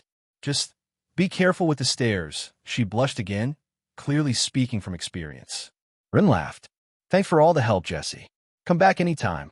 As Rin climbed the stairs, one of the mushrooms in his hair pulsed softly. Jessie noticed it for the first time, and her expression changed subtly. Oh, she thought he's the spore boy. A mixture of pity and curiosity crossed her face until something clicked in her memory. Wait. Jessie stood and searched through the delivery drawer papers. There's a note. I'm sure of that. But Rin was already heading upstairs. Oh no.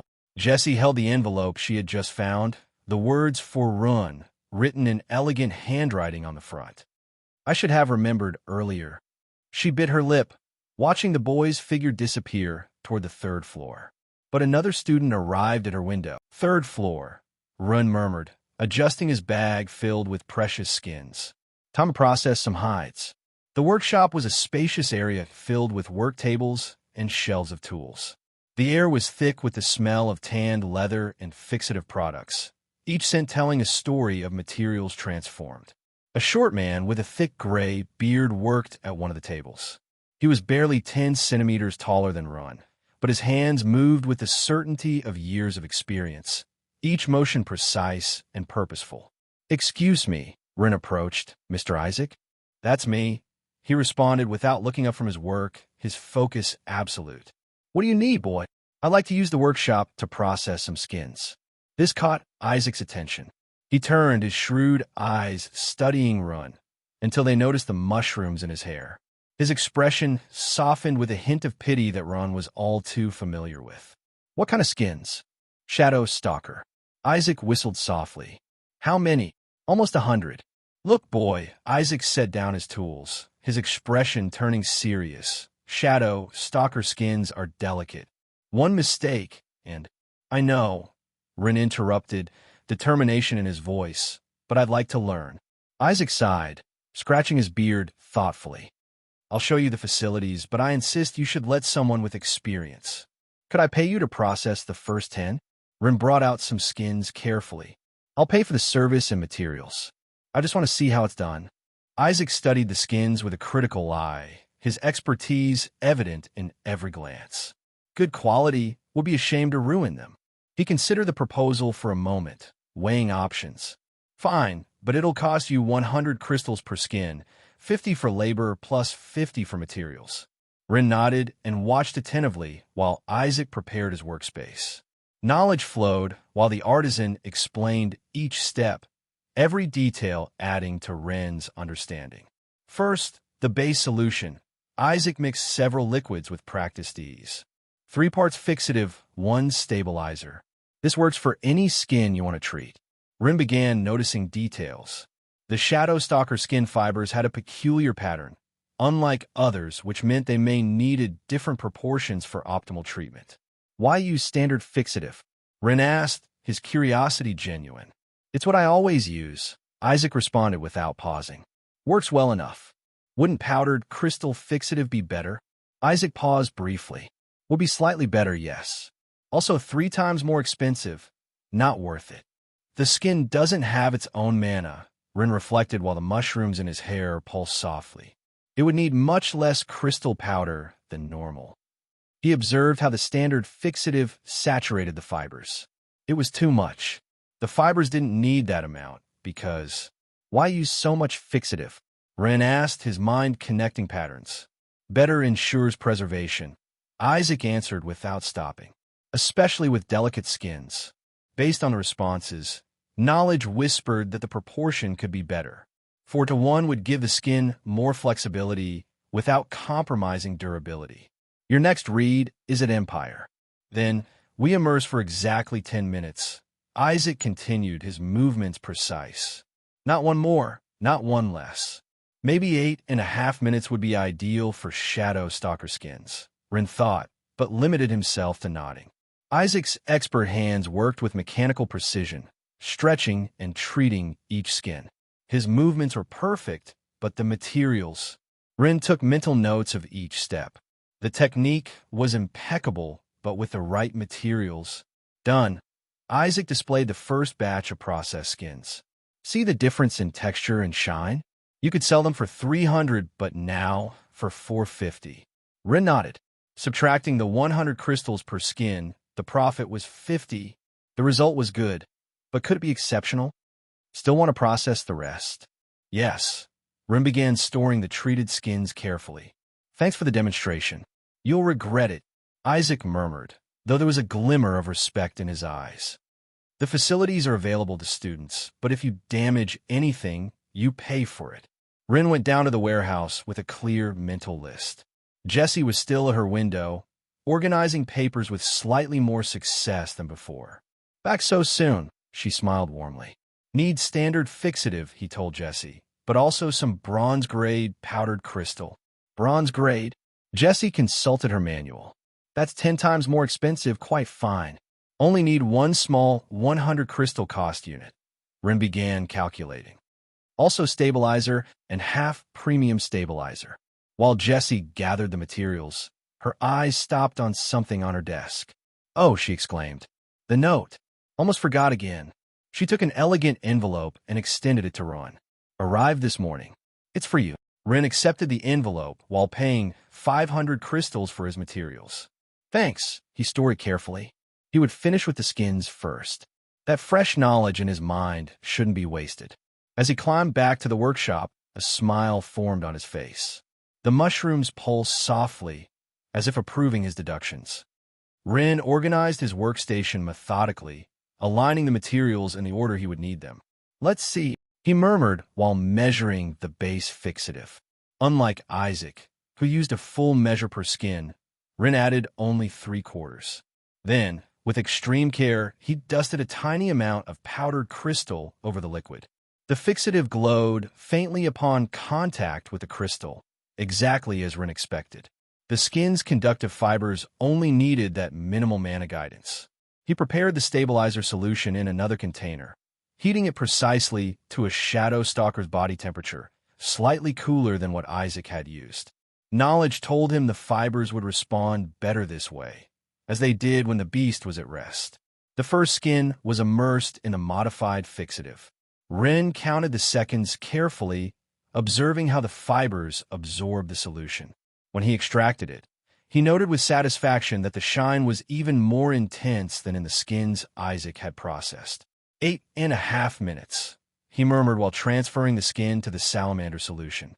The fibers began tensing and relaxing in a rhythmic pattern, expelling soft fats and proteins. With each skin, Rin refined the process. He discovered he could reuse the salamander solution more times than normal. Shadow stalker skins barely alter its composition if they had no residue from the first process. The crystal fixative also yielded more, as the conductive fibers only took what they needed. Isaac approached occasionally to observe, his expression oscillating between skepticism and curiosity. By 2 p.m., when Rin had processed almost half his skins, the artisan had to admit the results were exceptional. Never seen that deep shine, he commented while examining one of the finished skins.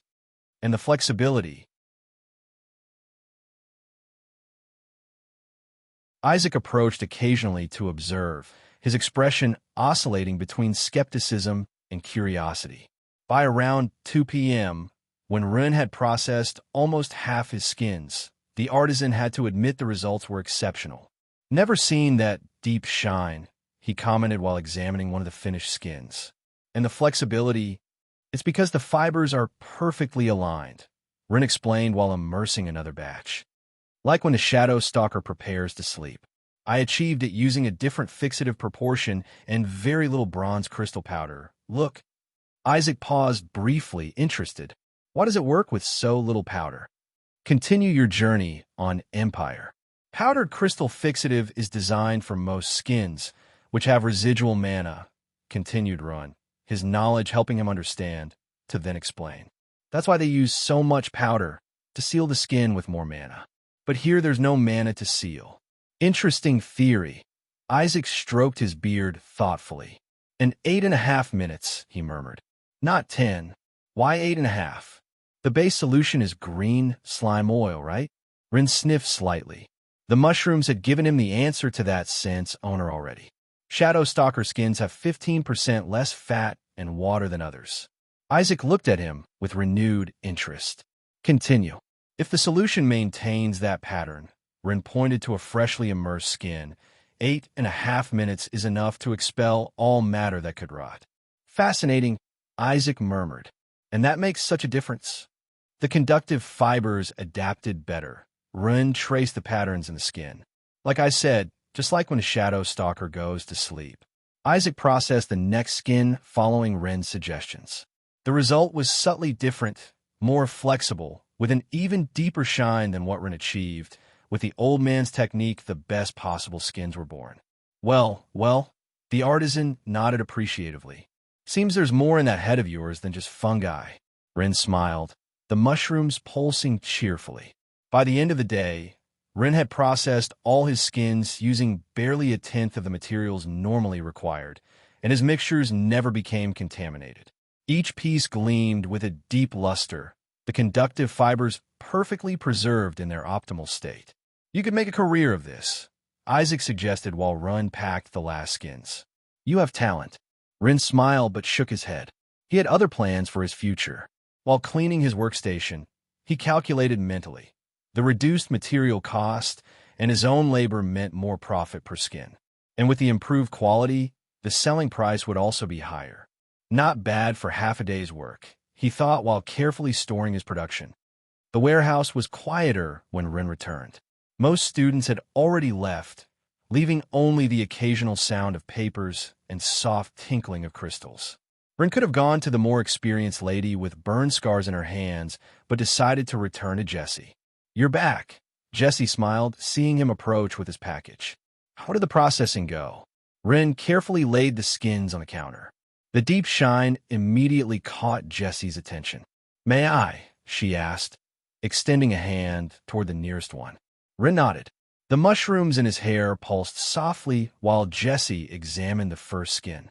"Amazing," she murmured, running her fingers over the surface. "The flexibility is perfect, and this shine."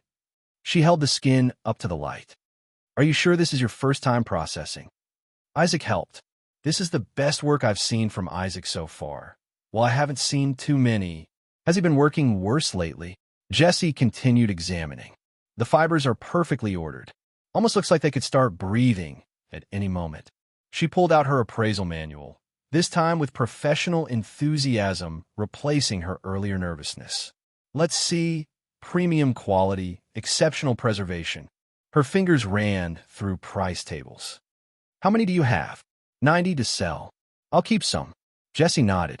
"Let's see. At the base price of 450 crystals for premium quality, plus the bonus for perfect fiber preservation." She made some calculations. "I can offer you 550 for each." "I'll take it," Rin responded without hesitation. "Done."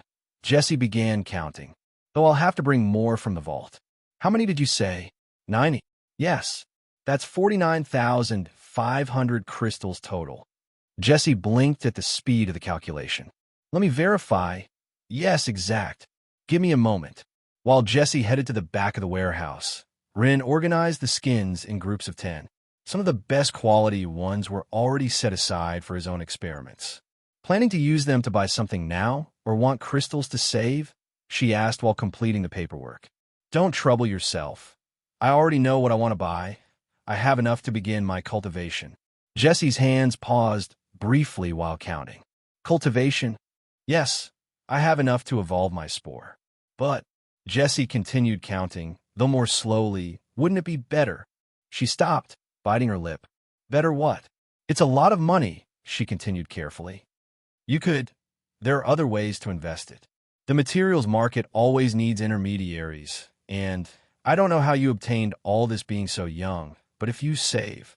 Ren waited, knowing what was coming. "It's just that." Jesse placed another group of crystals with a spore. "I mean, that beast doesn't, even with the best cultivation. Well, even if you were to follow my advice, the city's regulations are strict. Without an appropriate rank, you won't be able to establish yourself in the commercial zones or operate a business in the inner districts." Rin completed. "Exactly. Even with capital, the rank restrictions are somewhat unfair." Jesse stopped, uncomfortable. "I'm sorry, I shouldn't have. Since you can't even reach bronze to operate businesses or trade outside school, right?" Jesse blushed. "I'm sorry, I didn't mean." "Don't worry," Rin smiled. "I know the regulations. My father always complained about them. I also know what everyone thinks about my beast. But you'll be surprised.